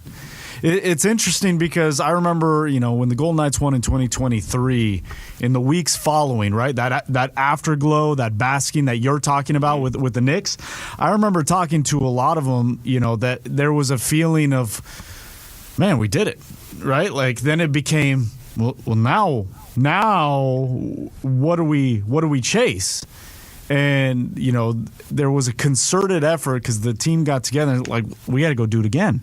Like, we have to go chase that again, because you have to find something to burn. It's like keeping a fire alive. You got to find something to throw in to keep it alive. And when you do the ultimate, it's like, okay, we just did it, so do it again. But knowingly, for people that are great achievers, you knowingly come to that conclusion of, if I bask in this any longer, I'm going to get fat and sassy, and that's not going to do me any good for the next year. Whereas when you lose, I was talking to Sean McVay at the owners' meetings, in March or so, and I know that he still feels this way, but we were talking about them losing to the Seahawks in the NFC Championship game, and you want to really back it up. It was really that game in December, late in the season, that they're up by 16 points in the fourth quarter. A punt return for a touchdown. All of a sudden, momentum jumps to the Seahawks. They had been kicking their butt the entire game, and they lose that game, which lost home field advantage, meant they had to go to Seattle for the NFC Championship game rather at SoFi Stadium. They lose in Seattle. Another bad, a muff punt led to the game-winning touchdown, et cetera, et cetera. His point being is like, I still haven't gotten over that loss. And he goes, I don't know that I ever will, because it wasn't just the loss in the NFC Championship game. It was what was squandered when they blew that 16-point lead in Seattle that led to where they had to go punch their ticket to the Super Bowl and ultimately get denied. And this is months, however, what is the owners' meetings in March? Mm-hmm. That happened in January. So that's multiple months by my math. And I guarantee you, if they had won the Super Bowl, and I guarantee you, he's like, yeah, we're over that. It's on to the next thing. Mm-hmm. Whereas the pain was unending, and it still hasn't ended for them for losing. So I don't know what kind of psychology goes behind that, or what the overall point is. But like, to your point, yeah, you have the next mountain to climb, and it becomes even steeper, because you don't even just have to get back to it, and everyone's trying to make sure that you don't get back there. So there's a lot of psychology that goes into all that. Well, the unique part, and what I was getting as is the unique part to that is, at least in 2023, when you win the Stanley Cup, every single player and member of the organization gets a day with the cup, right? Like, right. That's the whole thing. That extends up And it butts up. The schedule is even tight. It butts up right at the start of training camp in mid-September. Because there's so many guys. There's just so many people. The Cup has to travel. There's rules and different things, and it's bouncing all over the place. So for some guys, they're not even getting their day with the Cup until early September when they're back in the gym getting ready for the next season. Now they're planning what many describe their day with the Cup is like a second wedding. Like you're renting out ballrooms, you're bringing friends and family, you're going out in the community, you're doing all these different things, and you're being reminded. I had a long everybody's patting you on the back. Everybody's talking about what was. You're trying to shift gears and be like, I'm trying to do it again, but everybody wants to talk about what happened. And what was interesting is during training camp, I did, I was sitting there and having a conversation with Bruce Cassidy, who was one of the first guys, obviously, to get the Cup because being the head coach. His day with the Cup and friends and family, and we're reminiscing. And then, I'm trying to transition to, okay, what's ahead? And he's like, to be honest, this is the hard part is because you have, a lot of guys still – their minds are on what we did in June. I'm trying to get their minds right for what's going to take place in October and what's going to come next. And then, fast forward a little bit, and then you don't even realize, the goal in the NHL, you go to every market during the season. You go to every visiting city. So the question, regardless of the time of year, is the reigning Stanley Cup champions are coming to town. And there was a couple teams that they go on their East Coast trip in December and some in February for the first time. And they're asking about what took place in June when they're trying to get ready. And I remember talking to Bruce about it, and he goes, look, you got to answer the questions because they have to ask those questions. But we're in the midst of a 4-game losing streak right now. I'm not trying to talk about what happened in June. We're trying to get back. So it was a very unique and interesting obstacle. I don't know if obstacle is the right word, but just distraction that they didn't even know was going to be part of the equation when they won back in June that they were going to have to deal with moving forward. The other part of that, which I think is even just as challenging as that, is I can remember when I worked for the Lakers and they won the championship, right? And it was just the summer of fun, basically. But, it basically was about a week or so in real time, and it's just like this euphoric feeling. And then it gets back to work, right? We're writing our media guides in the PR office and doing things to get prepared for next season. But what you quickly realize is the last memory that you have of the last game or the last stretch of games was just high-intensity playoff games, do or die, you lose, you're screwed, and it's just this high level of everything is heightened. And then here comes early November, and it's the first game or the second game against the Golden State Warriors or whoever at the Forum, and the flatness that you kind of feel like it almost seemed like yesterday that you're playing for everything, and now you're playing one of 82 or 4 of 82, and as a player, we felt it. I felt it just being there. Like, this just doesn't feel the same, Mm-hmm. And where do you find that drive for those games that you're talking about in October and November and December when what you were coming off of was the highest of all highs, and knowing that you're hopeful of getting back to that point too, but you got to get through this part first. It's the Morning Tailgate, Raider Nation Radio 920, 702-365-9200. We'll get to some of your thoughts. We'll get back to the topic at hand here on Raider Nation Radio 920. We'll take your comments and questions on X. Follow us at RNR920AM. Let's dig in to the Morning Tailgate on Raider Nation Radio 920.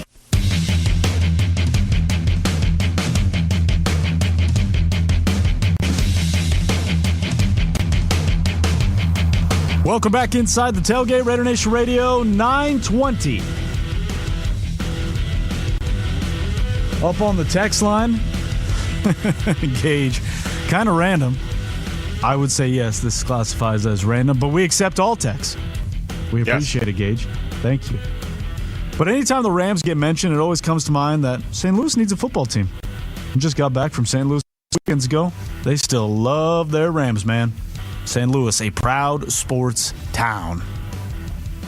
feel like you can speak on St. Louis a little bit, Vinny. Yeah, and I know Matt, our good friend in St. Louis, is listening right now, but nobody's knocking the doors down to move their franchise or to have a team in St. Louis, unfortunately. So if there is another round of expansion in the NFL or a team does relocate, I do not believe St. Louis will be in the mix, and it'll be interesting to see how that all plays out. And whether it's, I had dinner with an NFL owner about a couple of weeks ago when we were talking about Europe and talking about how that could work, an expansion team, or it would have to really be a couple teams if you want to keep everything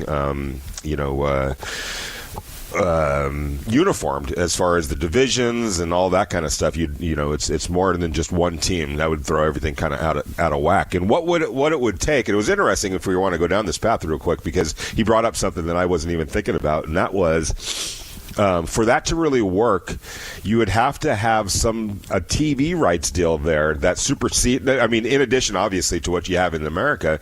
But the reason that you would be in Europe is to capitalize on Europe, which means that you have to have those games on television in Europe, and that means having broadcasting deals with the NBCs and ABCs and CBSs and Foxes of Europe. And how do you do that? How do you go about doing that when it's a continent that you're talking about, not just a country? Because the countries, Europe is basically America, except it's split up into a bunch of different countries rather than a bunch of different states, right? So if you want to look at it that way. So I was like, oh yeah, I never really that. So to make it make sense, it has to make sense from a financial standpoint. And the biggest really financial revenue stream for the NFL and for professional sports is what, Vince? TV deals, right? Mm-hmm. That's the number one. Everything else kind of comes, not to take anything away from anything else, but it's secondary to the TV deals. And how do you make that work? But to get back to Gabe's point, I love St. Louis. I enjoyed my time in St. Louis. I spent a lot of time in St. Louis when the Rams were one of the teams, thinking about coming back to LA, as I did in Oakland, as I did in San Diego. And it hurts me to this day that the fans of all those markets were kind of caught in the middle of everything else that was going on, because nobody deserves that. No fan deserves that, and I mean that earnestly and honestly, from St. Louis to Oakland to San Diego. But business is business, unfortunately, and there's a lot of reasons that everything happened the way it happened, above and beyond just teams' wishes and desires. I think Mark Davis has always been clear that his preference was to stay in Oakland. I know that the Spanos family wanted to stay in San Diego. So, but there were a lot of obstacles in the way of all that, and a lot of it was politicians and leadership, and just a failure to be able to strike the kind of partnership that you needed. So, but unfortunately for St. Louis, I think the NFL ship has sailed in that regard. Well, that brings, you just provoked another interesting thought. If there is expansion, are the odds better that it's in Europe or America? Well, it's a great question, and I definitely have had conversations about this, from at the ownership and NFL level, and the question is always asked to me: what horizon here what market would you even think about in America right now? Yeah, that's what I mean. I don't even have one at Is there the a compelling market? You want to go to Portland? I'm sure the Seahawks are going to have something to say about that. They draw from that area. They draw from that region. Because that's the other thing about the NFL, is having this conversation with the owner that I was referencing, is the NFL is such a regional sport, way more than people might think. You think about Green Bay. It's not just Green Bay that are supporting the Packers. It's that whole region, into Minnesota, parts of Illinois. I know for instance, my wife's family came from Kenosha, Wisconsin. If you look at the map, that's closer to Chicago than it is to Green Bay. So it's down there by Milwaukee. Or up there. I guess it would be down there. Yeah. So her family is half Chicago Bear fans and half Green Bay Packer fans because of the region that they're in and where they are. So you go to Minnesota, they're drawing from all over the place, miles upon miles upon miles. So what market could you actually see? Maybe we could talk about this on the other side, Vince. Yeah, let's do that. I like this. It's interesting. Yeah, let's do this. We'll also hear more from Tom Brady and Fernando Mendoza. We'll keep that conversation alive and well. Your thoughts on TB12's message to the team based on last season, expectations, and the massive improvement that is expected and next season. Where would you like to see another NFL team be? Like, is there a market? And if there is a market to expand to, the U.S., abroad, what's the city? What's the market you would like to go to? Let's explore that a little bit. Our summer of fun continues in hour number 3, as well as some NBA Summer League tickets we've got to give away. So it's all coming up. Hour number 3 here on the Morning Tailgate, Raider Nation Radio, 920.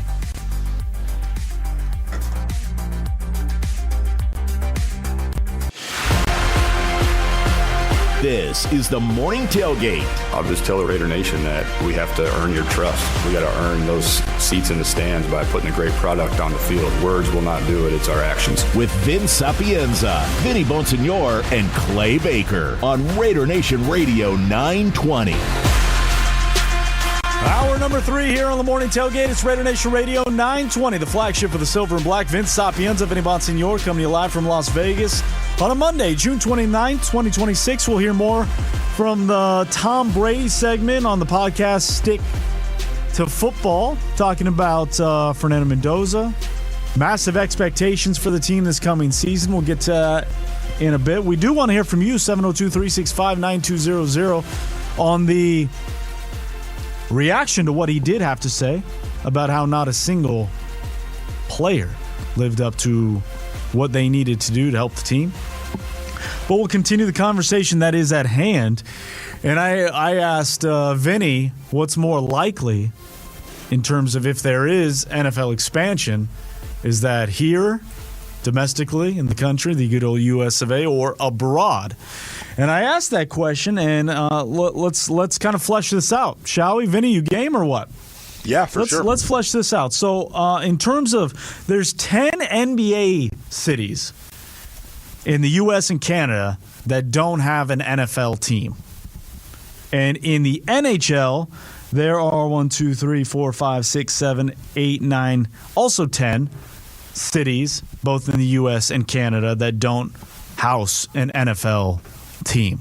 Now, in the NHL, most of them are Canadian markets.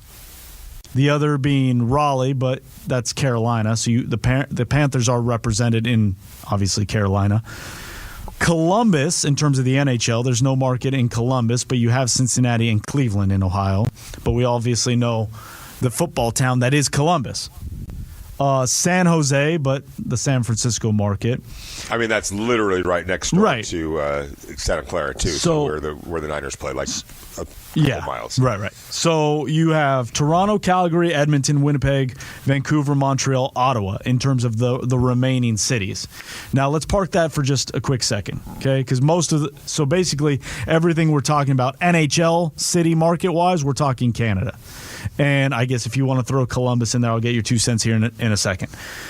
In terms of NBA cities in the U.S. and Canada, the ones that really stick out to me, you have Portland, Salt Lake City, San Antonio, Sacramento, Oklahoma City, Orlando, Memphis, Milwaukee, Brooklyn. Brooklyn, New York. Yeah. Memphis, Nashville. But you can make the argument like Ohio, Cincinnati, Cleveland, L.A., 2 teams, two New York. Oklahoma City, got a whole bunch of nothing in terms of the NFL. Sacramento, again, San Francisco, Bay Area. Right. San Antonio, you've already got Houston. You've clearly Cowboys are never letting that happen. Yeah, Dallas is not going to happen. San Antonio, if you remember, was an actual discussion before Las Vegas. Mm-hmm. San Antonio was a much more of a conversation than Las Vegas was before Las Vegas became a conversation. Yeah, and one reason is because they have a stadium. Right. They have, the Alamo Dome. But there's a very powerful man. We talked about his decisions. Jerry Jones, that would never happen. He's not going to let he'd be part of creating a segment that would make sure that San Antonio stays vacant, because in his eyes that's property of the Dallas Cowboys, and I'm sure the Houston Texans feel the same way. Salt Lake City is interesting, and Portland. But Portland is as somebody who lived up in the Pacific Northwest for 4 years, that is as saturated as Seattle in terms of Seahawks. Right. As is Vancouver to the north. Correct. Vancouver, Canada, if you were thinking about putting a team in Vancouver. There's always been the talk about Toronto. But, especially now with Buffalo getting their new stadium deal done, they're out of consideration for that. And that is part of the Buffalo Bills market as well. So, but again, not to say the NFL hasn't done it before. I mean, the Chargers were in San Diego and joined up in L.A. Again, none of this is going to be apples to apples, but the point, what I'm saying is, you can't just simply rule out Portland because it's Seahawks land up there. I mean, if you can't, but the Seahawks are going to get. They'll have. These teams that have these markets. Same with Salt Lake City and Denver. Like they'd have something to say about the area. Right. And then also you're thinking about, is Salt Lake City a big enough market to support, an NFL team? And it's not just, a lot of it is going to be the ticket sales, especially starting a new team. Well, maybe I guess we can think about that's another thing. What teams are even in the at all thinking about, man, it's just not working in our market. We may need to move. Now we see the Chicago Bears trying to get a stadium deal done there. They're running into some roadblocks. Who else? Is there anyone else that I'm missing that's in some dire straits?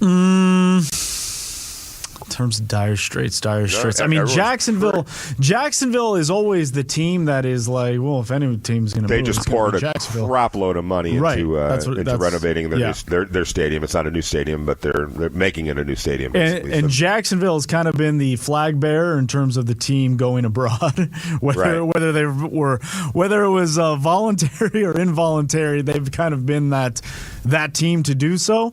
And Connor and I were talking even during the break, because I do think this is a fascinating conversation, because we keep looking abroad in terms of across the Atlantic, in terms of London, but you can't just have one team. You would have to have at least two teams, because then you can at least have teams set up shop for 2 to 3 weeks, maybe even 4 weeks, for a month, and make the trip worth it before they come back. Now, again, a month away from home base is a long time. The sheer logistics is very difficult. But if you were to have a team in Mexico City, if you were to have a team in, Montreal, I don't know what they draw in the CFL. I know Toronto does very well, but that is close proximity with Buffalo, as you just mentioned. They just got a new stadium. There's a lot of crossover there. Vancouver obviously has the crossover with Seattle. Edmonton, Calgary are known massive football markets in Canada for the CFL.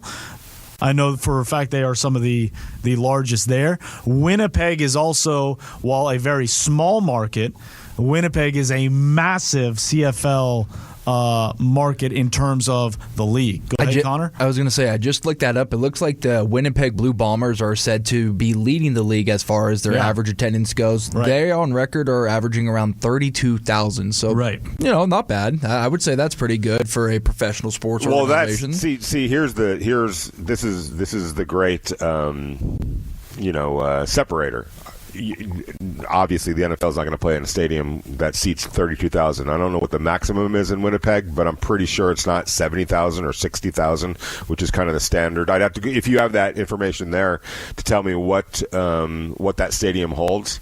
And because I can't imagine that it's one of the bigger stadiums that an NFL team would require.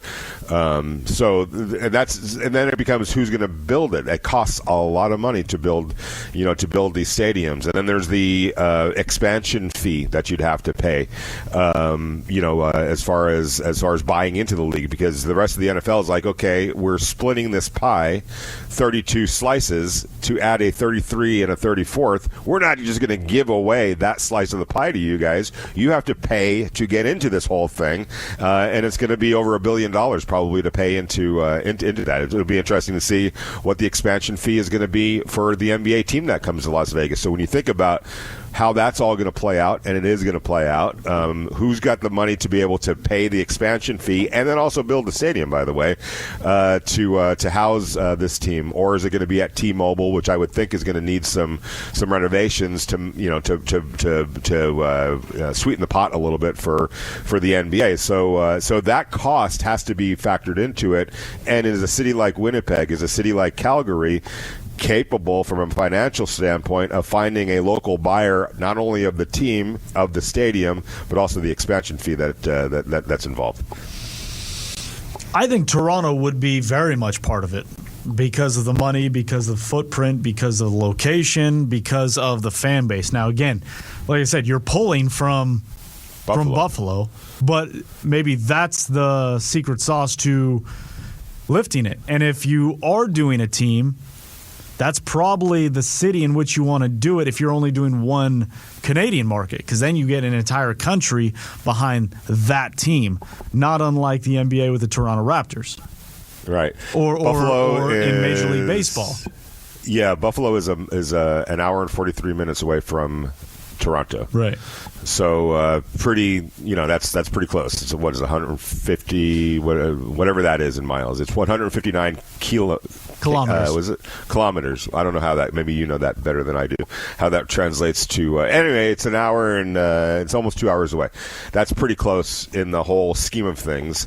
And so the Buffalo Bills would have something to say about that. But the counter argument is your point, which is yes, okay, that is Buffalo's terrain, but we're thinking about everything west and north and south, everything basically west and north, and I would guess east, right, for Toronto. Yeah. Although maybe that's the ocean, I don't know. But you're drawing from it becomes the country's team and not just little old Buffaloes. But that's what I mean. Like I feel like that's what you would have to do for the reasons that you would put more than one team in Europe, because you're going to get enough of a fan base regardless of the market you choose. Right, because you're going to get multiple countries backing whatever that team is. In Canada, if you just pick that one team, if you're pulling from a Buffalo, for example, you need a market like Toronto that has a high metro population that can, one, support it in terms of the fandom, tickets, etc. Also, it's a affluent enough market that could afford a team and all the bills that would be required, expansion fee, stadium, et cetera, et cetera. Right. So that's just, again, off the top. But when we're talking about, countries getting behind a team, Mexico City, you would have an entire country getting behind that team. Connor, I don't want to take what you were saying, but you were saying like have a international conference, so to speak.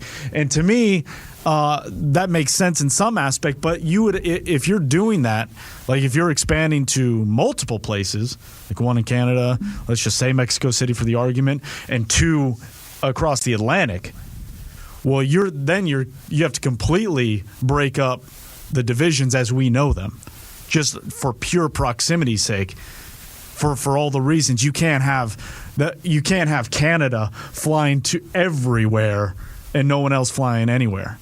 Right, like Seattle already is. I don't want to say they're grumpy about their travel, but their travel is a real issue when it comes down to overall miles. If you talk about Canada, which I know is close, if you're doing the Toronto, maybe the Canada one was a bad example, but for the Atlantic or overseas, if you're doing that, you can't just have those teams flying out every other week. Like you would have to have some kind of plan where they're home for a good portion of time, which means a team here in the U.S. is away for a month. It becomes very, very tricky how that would work. A team in London would obviously have to be, in an Eastern division, right? NFC East, AFC East, and the flight is 5 hours. It's the equivalent of the New York Giants coming to play against the Raiders or the Rams or the 49ers, right? And vice versa too. So I don't know that you have to like thinking about the travel from the United States to a U.S. team to London. For instance, the Rams have kind of come across this. They play a lot of international games. They're going to play a game in Australia, and one of the things that they're thinking about is the travel model that they've used recently when they've gone to London, which was you fly in the day before the game, you play the game, and you come back and just do it. Usually, what they'll do is the way the NFL works, a lot of times you're going to play a game somewhere on the East Coast. You set up there and practice there for a week. I remember when I was covering the Rams, we did that in Atlanta and we did that in Jacksonville. Flew real quick to go to London. The first time we went there, it was a whole week in London, and that didn't work. And then so that what they've come across is, forget it. We'll just go for the day, come back and play. And I think that's going to be their plan for Australia, whereas the San Francisco 49ers, I think their plan is going to be go a week ahead of the game. It's the season opener for both teams to get, like you said, acclimated. Yeah. So everybody, and for both of those teams, they're flying literally from San Francisco and Los Angeles. As opposed to playing someone out now in that case, and that's a 19-hour flight. That's going west, right? If you're on the West Coast, you're flying further west, right? You're going over Hawaii. You're going over the Pacific Ocean, but it's a long flight. That one, like Australia, is not gonna be in the picture. But my point is, more and more teams are figuring out we don't have to go through this whole thing of staying there for a week and getting all acclimated in Europe. You set up shop on the East Coast, somewhere on the East Coast, the week before, and I'm sure the NFL would structure schedules so that could accommodate that. Yeah, that's you go the, in, that's you the get part. out. You really have to. There would have to be some real manipulation of the schedule, and it would be less. Which they already do. Yeah, but what I mean is, for the East Coast teams, it's less of a worry because, as you said, it's a 5-hour trip like they're going west. They'd just be going. I'm talking about the West Coast teams. You're talking about. You'd either have to, that 5-hour trip becomes a 10-hour, 11-hour, 12-hour trip, whatever. Well, what it you would do be is on the West wherever Coast. you play, yeah. So that's what I mean. So if, for example, a Seattle would have to play a New York team or a team on the East Coast the week prior, stay, or just fly, or if you played Seattle, which I'm with you, but here's my alternative plan to what you're saying. Okay. All right, let's say you do play in Seattle the week before playing in London. What you do is you play your game on Sunday in Seattle, you fly out to Florida or someplace like that, set up shop there for the next week, till Thursday or maybe Friday, fly out Friday, just as you normally would now to London. So you don't necessarily have to play on the East Coast the week before. You just have to practice somewhere on the East Coast in the days leading up to your game. Yeah, I get that. That's a lot of travel. And again, there's nothing you can do to get out away from that. Like if you're doing those teams, right. I'm just saying the NFL would have to get really creative, and teams would have to get really creative of how to minimize the effect of that travel. Like you just gave a good example of that. But what I'm saying is, if you are Seattle or you are LA or you're Las Vegas, you would want the schedule. If you have to fly, overseas, you want to be playing an East Coast team the week prior. You don't want to go to Denver, come home, then go back the following week.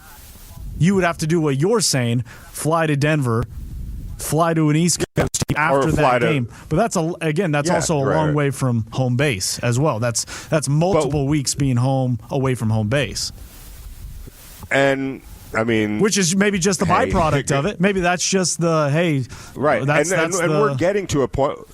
Yeah, we're a step away. We're basically, I would say, in the red zone right now of an 18-game schedule that every team in the league will play one international game, period, exclamation point. So every single year you're going to play one game overseas, whether it's a home game of yours or an away game. For instance, when the Rams play the 49ers, it's a Rams home game and a 49ers away game. Now, then the 49ers are also going to be hosting the Minnesota Vikings in Mexico City in a home game for them. That was the big one. Everyone thought that was going to be the Raiders game, that they were going to host the Raiders in Mexico.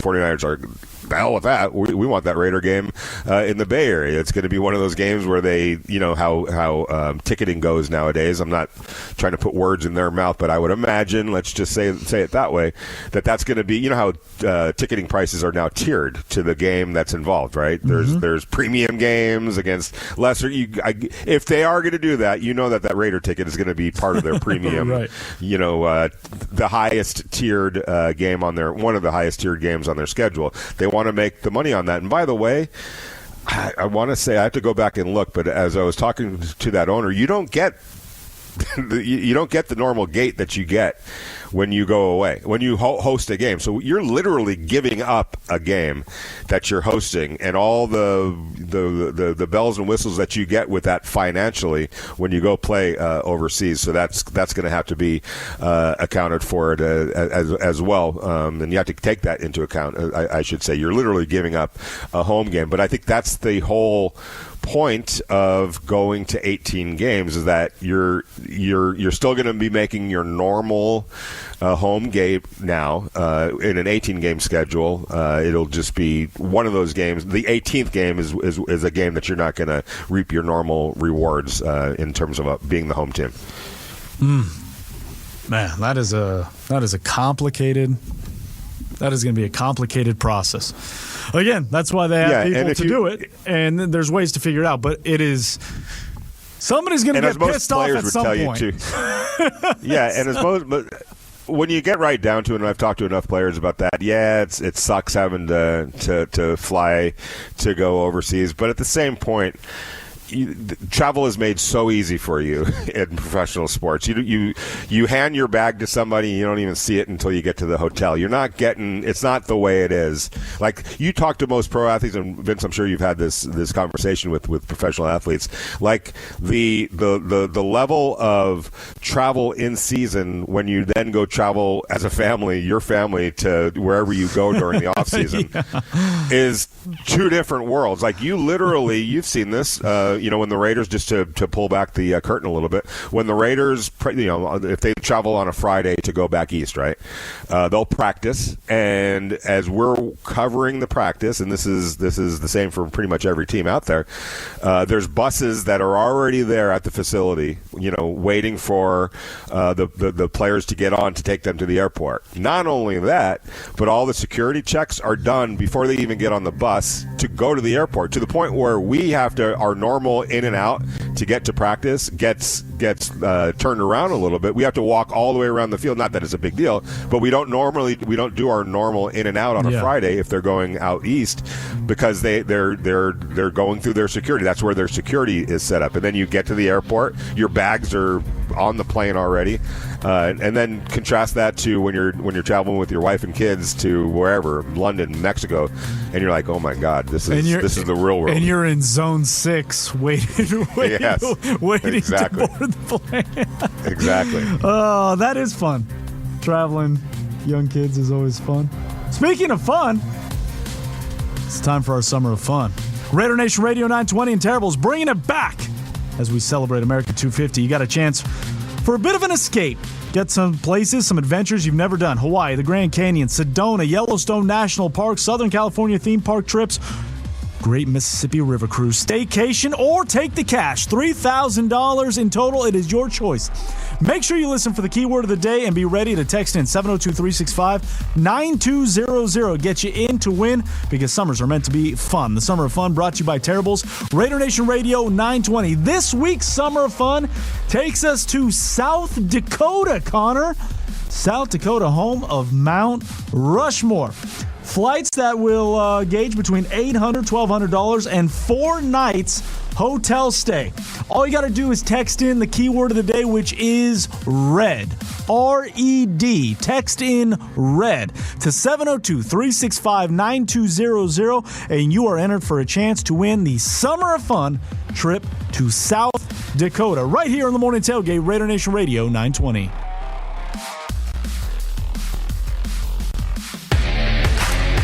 Vince, Vinny, and Clay want to hear from you.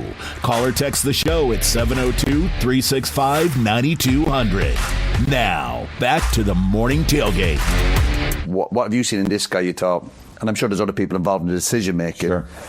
but is there one thing you looked at you and let's go for this kid? It was great, and I think we're very fortunate on our team to have that first overall pick this year. I think over the scouting process since the college season ended, he did an incredible job of making it very clear to everyone that he was the best prospect for the next level. Yes. And it's certainly we are at a place on our team where we needed a quarterback.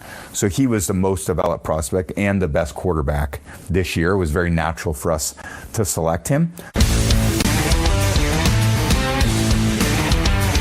That is TB12, Raiders owner Tom Brady, talking about the process and what led them to Fernando Mendoza. While everybody thought it was a slam dunk, Vinny, everyone's like, well, obviously. How many times have we heard, whether it was from Brady, Spytek, Kubiak, that work was done, boxes were checked? And as Tom Brady just said, it led them to the result that he was the best prospect available in the draft, and it just so happened that it fell in line in a season in which the team needed a franchise quarterback.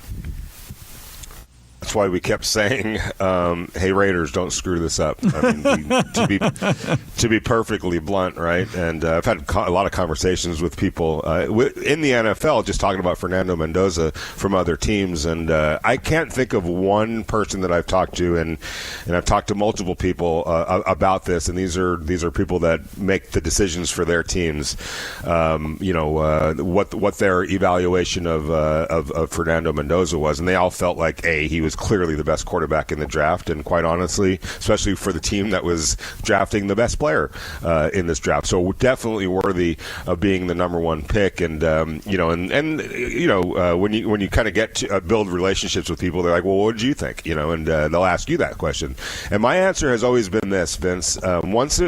I can't remember which week it might have been, but at some point, I think we all realized doing the show and covering this team, this looks pretty likely that it's headed to a bad place / good place, number one pick overall, right? So maybe it's time that we start taking a look at these college quarterbacks that we keep hearing about, because we cover the NFL, and as much as you watch the college football, you're not necessarily watching that intently, as far as scouting players, because that happens basically after the season when you start turning your attention to the draft. But in this case, all right, what's this Fernando Mendoza, kid that I keep hearing about? Kind of seeing some highlights. I couldn't say that I had literally watched an Indiana football game from start to finish or anything like that. But then from maybe his week 6 on, when that was pretty early to be kind of obvious where the Raiders were headed, which is not a good thing, but it is what it is. Started watching him and you and I were having conversations about he and Dante Moore going all the way up to their playoff game, right? Yep. When you think about that, we're going to get a really good idea of one or the other. And at that point, it wasn't a cinch in my mind, at least. But I'll tell you this, and this is the answer that I always give. The more I watched him, the more I was convinced, and it was a week-to-week thing. Vince, we were talking about him going into the Big Ten championship game. Remember that Friday night, I think it was? And we were like, this is it. Yeah. If you really want to get an idea who Fernando Mendoza is going up and playing against Ohio State, this is going to be, if you're a Raider fan and you care about all this, make sure you watch tonight's game, and we'll get a pretty good idea of Fernando Mendoza. He gets blasted that, what was it, the first play of the game, maybe the second play of the game, and you're like, oh no, there goes that assessment, and he struggles to the other side of the back to the sideline, and lo and behold, he comes back out there and like, whoa, that's a lot of toughness right there, and then he ends up playing a pretty good game and making some decisive plays. But that's what we were seeing, and that's what I tell people that I talk to within the league. Like, look, I'm no expert, but every time I watched him play in a big game, he was the reason the chief reason, I should say, because it is a team game and other players needed to make plays, obviously. But he was basically the reason why Indiana was winning some of those otherwise close games. And when they needed a play and something to happen, man, did that guy deliver time and time and time again in really important games, high leverage situations. And so for me, that's what did it for me. And you get that a lot from the NFL people, his ability to rise to the occasion, his ability to get better as the year went on and to be his best. And I know this is a cliche, but there's no bigger truth in the world of sports. Being at your best when only your best is required or nothing less than your best is required is a trait. Don't get that misconstrued. It's a trait, and it's a trait that all the great ones share. And at least at the college level, he showed that trait in spades. And speaking of the great one, the great ones, The link between Fernando and Tom Brady is going to be attached at the hip forever, right? Just because of one's owner, the other's first-round pick, two-set franchise.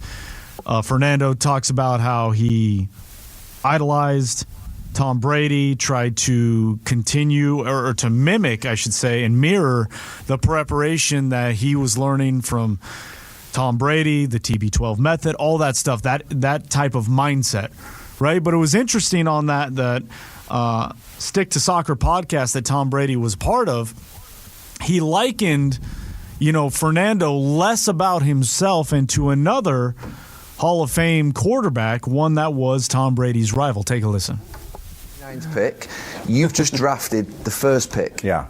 Is that the opposite of you? You said that you actually worked for you because it took the pressure off you. Yeah. Is the pressure now on this lad? How does he cope with that? How do you help him? A lot of pressure and a lot of mentoring. And I always have there was another guy who's one of my favorite quarterbacks to ever play, Peyton Manning. Peyton was my age, a little older than me. He was the first overall pick. Was he? Okay. And he had tremendous amount of expectation. Yeah. And he was like the first prospect out of high school to go to college. So his dad was a great player in the pros. Yeah. So even through high school, everyone knew about Peyton Manning. Yeah. Then he gets recruited to University of Tennessee, great football school. All this hoopla around him. Yeah. He delivers. He's the number 1 overall pick. Gets drafted by the Indianapolis Colts. Tremendous expectation around him. And what I appreciate and love about Peyton is he always outperformed his expectation. It was tremendous talent that he had to be able to do that. And he was very much like me, process oriented, tough, disciplined, driven, accountable. And I'd say that path is harder than the path that I took. My path was challenging in different ways. Yeah. Peyton, if he failed, everyone saw it right away. Yeah. And he had to take that on, and he superseded all those expectations because of his will and determination. Wow. And I love that about him. So Fernando, who we chose, he's got that same expectation. Now, fortunately, he has me there to help mentor him. Yes. How about that? It's interesting. How about that ending? Yeah, no doubt, and that's an important part of it too. And Fernando Mendoza is I think years from now going to be indebted, to Tom Brady. It's going to be invaluable. It is invaluable, the input and the help that he's getting from him. But he said something that was really interesting, and I fully agree. Peyton Manning was a phenomenon in high school and then on to college and then to the pros. And there were incredible expectations put on him going all the way back to his high school days, right? And the thing that Tom appreciated about him, and this is a great conversation, by the way, because I'm going to spin it here in a second, but he's one of the few that actually exceeded the expectations, right? He did exceed the expectations. And for those of us that weren't there to remember what those expectations were, they were sky high, all right?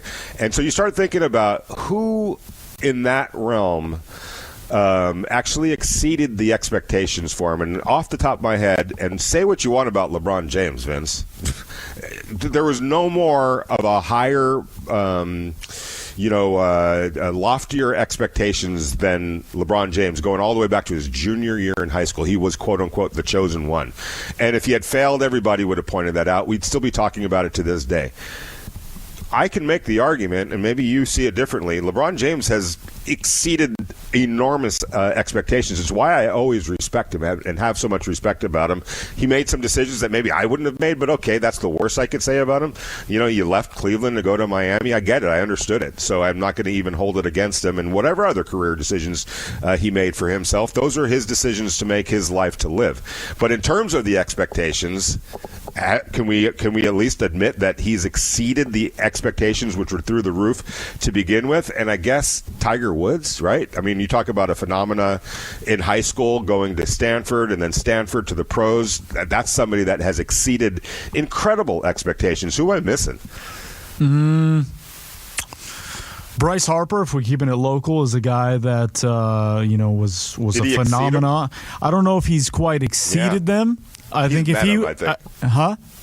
he's met him for sure. I think I would agree with that. I would agree. And I with love that. Bryce. So I do too. And there's still more to write in his book for sure. So he can very easily. But Ken Griffey Jr.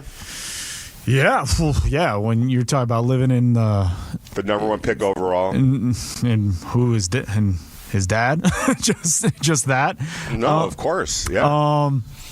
Yeah, that's a fun exercise too. I mean, LeBron James, I don't know who would say he hasn't exceeded. Nobody scored more points. No matter how NBA much hate history. you have for him. No matter how much, I mean, I don't know what. He's never gotten in trouble, right? You cannot lie. And this isn't even, and that's not even that conversation to me in terms of has he exceeded the phenomena of being the athlete that he is.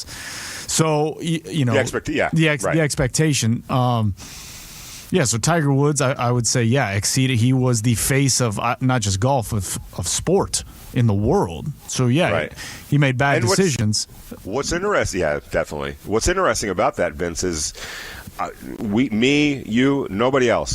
nobody else can understand what it's like to walk in those types of shoes too. When at least with Ken Griffey Jr., it was before like that. That was still a different little bit of an era compared to what Tiger and LeBron. And I'm thinking, there has to be a hockey guy, Mario, who's some number one picks. Connor McDavid is a guy that was He was supposed to be the next Gretzky at 13 years old, and I would argue that he has more than met.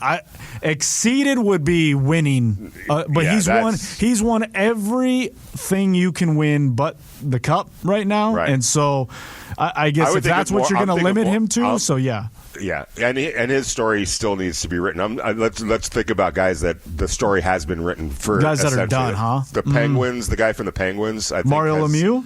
No, the other. Penguin. Sidney Crosby. Oh, yeah. He's far exceeded everything. And those were lofty. I mean, I'm not a hockey fan, but I remember hearing about him when he was coming up. Steven Strasburg's another interesting name. A kid that was a phenomenon that became a World Series champion. Maybe you could say he met, not exceeded. No. Or would you say he didn't even meet? Fell far short, and it's not his fault. He got hurt. Yeah. That's the other thing that we always have to consider is the luck that's involved. Like had he stayed healthy. Mark Pryor, too. Oh, my God. I went and watched Mark Pryor pitch at USC. It was me and my buddy, and we stood right behind home plate. It was a super regional in the tournament. I was like, holy crap. That guy you talk about Fernando being a robot. He was the epitome of what a pitcher should look like, and perfect mechanics. And then he gets hurt, in a collision, and the shoulder, and it was never quite the same. So he was a guy that, unfortunately, from an injury standpoint, didn't live up to the expectations, let alone exceed them. The final sit-down is next, but first, the NBA Summer League is headed back to Vegas July 9th through the 19th at the Thompson Mack Center and the Pavilion, featuring a very exciting rookie class, even some other young and up-and-comers. Affordable family fun that you don't want to miss. We've got tickets for you. We've got a pair of tickets. Connor says we have a pair of tickets. All you got to do is be caller number... Let's go with caller number 6 for the summer tickets. Caller number 6 in a pair of tickets to the NBA Summer League 2026 is yours. All you got to do, 702-365-9200. Give us a buzz right here on the Morning Tailgate. This is the Morning Tailgate. Oh, Paisan. Oh! Back up. I'll talk to him about it. I've been telling you for months now this guy's no good. I want to sit down. All right. Answer the phone. I want to sit down. Hey! on Raider Nation Radio 920. It is the final sit-down here on the Morning Tailgate, Raider Nation Radio 920. Big thanks to Alexa Belcastro, News 3 LV, for joining us here today, as well as you, Raider Nation, as always. To get through before we close out the show, Vinny sitting in the seat later today for JT, is that correct? I am. Yep, I sure am. 12-2. Got Kirk Morrison coming in and talking to talk, and also Sam Gordon from the now the newly Review Journal. Yeah, it's good to see Sam back. Samuel, yes, good guy. Good to see Sam. By the way, back. Real quick, yeah. Can I say something real quick? Of course. Just to confirm, I texted somebody who runs an NFL team. I go, hey, so when a home team has to play an international game, how does that all work? With the tickets, everything goes to the NFL. So you're literally giving up everything in terms of the finances. Yeah, that you normally would get by hosting a home game. Can you imagine? That's a lot. We're talking about a lot of money. Yeah. yeah. That's all. Yeah. Zachary said he missed. Followed by fun stuff, huh? Yeah. Literally. Zachary said he missed the word of the day. Oh. Should we tell him the word of the day? Or did he just miss the boat, Connor? You know what? Life sometimes happens, man. Let's right? I agree with Vinny. Sometimes. You mean he wasn't listening intently to be the fair, entire time? He heard only when I was talking. He heard you guys tease it. He just unfortunately forgot to listen to the one part that mattered. There you go. Yeah. But he's thinking of us. All right. He's, it was not out of sight, out of mind. He obviously made a great attempt to figure out what that word is. So the Summer of Fun word of the day. Yes. For June 29, 2026. This week's trip, South Dakota, home of Mount Rushmore, and other things. Red is the word of the day. It is the key word of the day. What's so funny, Connor? The key word of the day is red. I want them to text the keyword in, but when you said Mount Rushmore, and then you took a pause and you said, among other things, I had to sit there and think as well, what other things are there out there? That's the mystery. Some great That's camping. the mystery. Text in the word of the day, you'll find out. R-E-D, red. There you go. So the summer trip is to the giveaway is to North Dakota? South Dakota. South Dakota. I'm sorry. Okay. So you know what? I'm going to make a. That's for the rest of this week, or how long is that? All this week. One out? Okay. So with that being the case, I'm going to make an executive decision. Okay. I'm making an executive decision. Tomorrow's question of the day. Yeah. Since we are talking about the Mount Rushmore, right? And we were just talking about expectations of first picks overall. Let's do this for tomorrow. I'm going to run it by you. I'm not going to make the decision, but I think you're going to be in favor. This is also going to be a deep tease for tomorrow. This is called deep tease in the biz. There you go. It just hit me, so I love bear it. with me. I love it.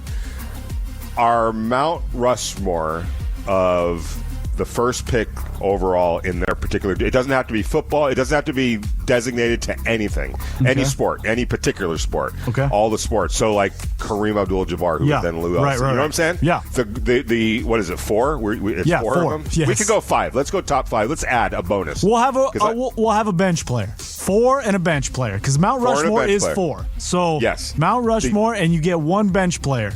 And we're going to do it in order. You have to come in order. So it's the top 5 basically, right? Is what we're saying. Yeah. The Mount Rushmore is +1 because we all love a +1, right? Who doesn't go someplace without a +1? I always ask to be your +1, and I get denied. I'm sorry, man. Next time.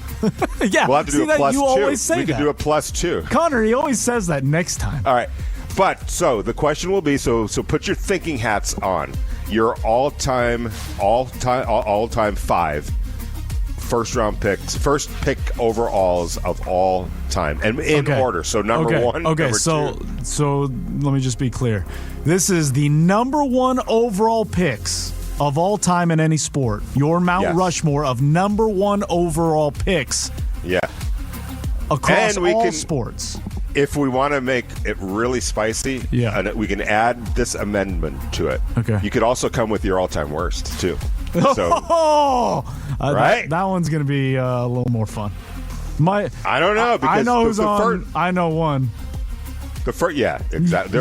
There'll be a few of those, but the first one is, I mean, you got to if you're going to say that this guy was now, or girl. Now we're spanning all time. Yes. We're not being specific to a generation or a decade. It is all time. Bring it. Yes. Love it. Got homework to do. Yeah. Connor. There you go. Get a pencil because you're going to be erasing some of your picks. Yeah. And the worst. I have a feeling we're gonna be erasing some of Connor's picks. Uh-oh. Why I feel that, I don't know. Recency bias. It may come into play. There you go. I think Connor's going to bring it. All right. I love it. I'm glad you brought it as well. We'll bring it again tomorrow, but stay with Flagship for the Silver and Black. Raider Nation Radio 19. Raider Nation 920. 19. JT the Break from 12 to 2.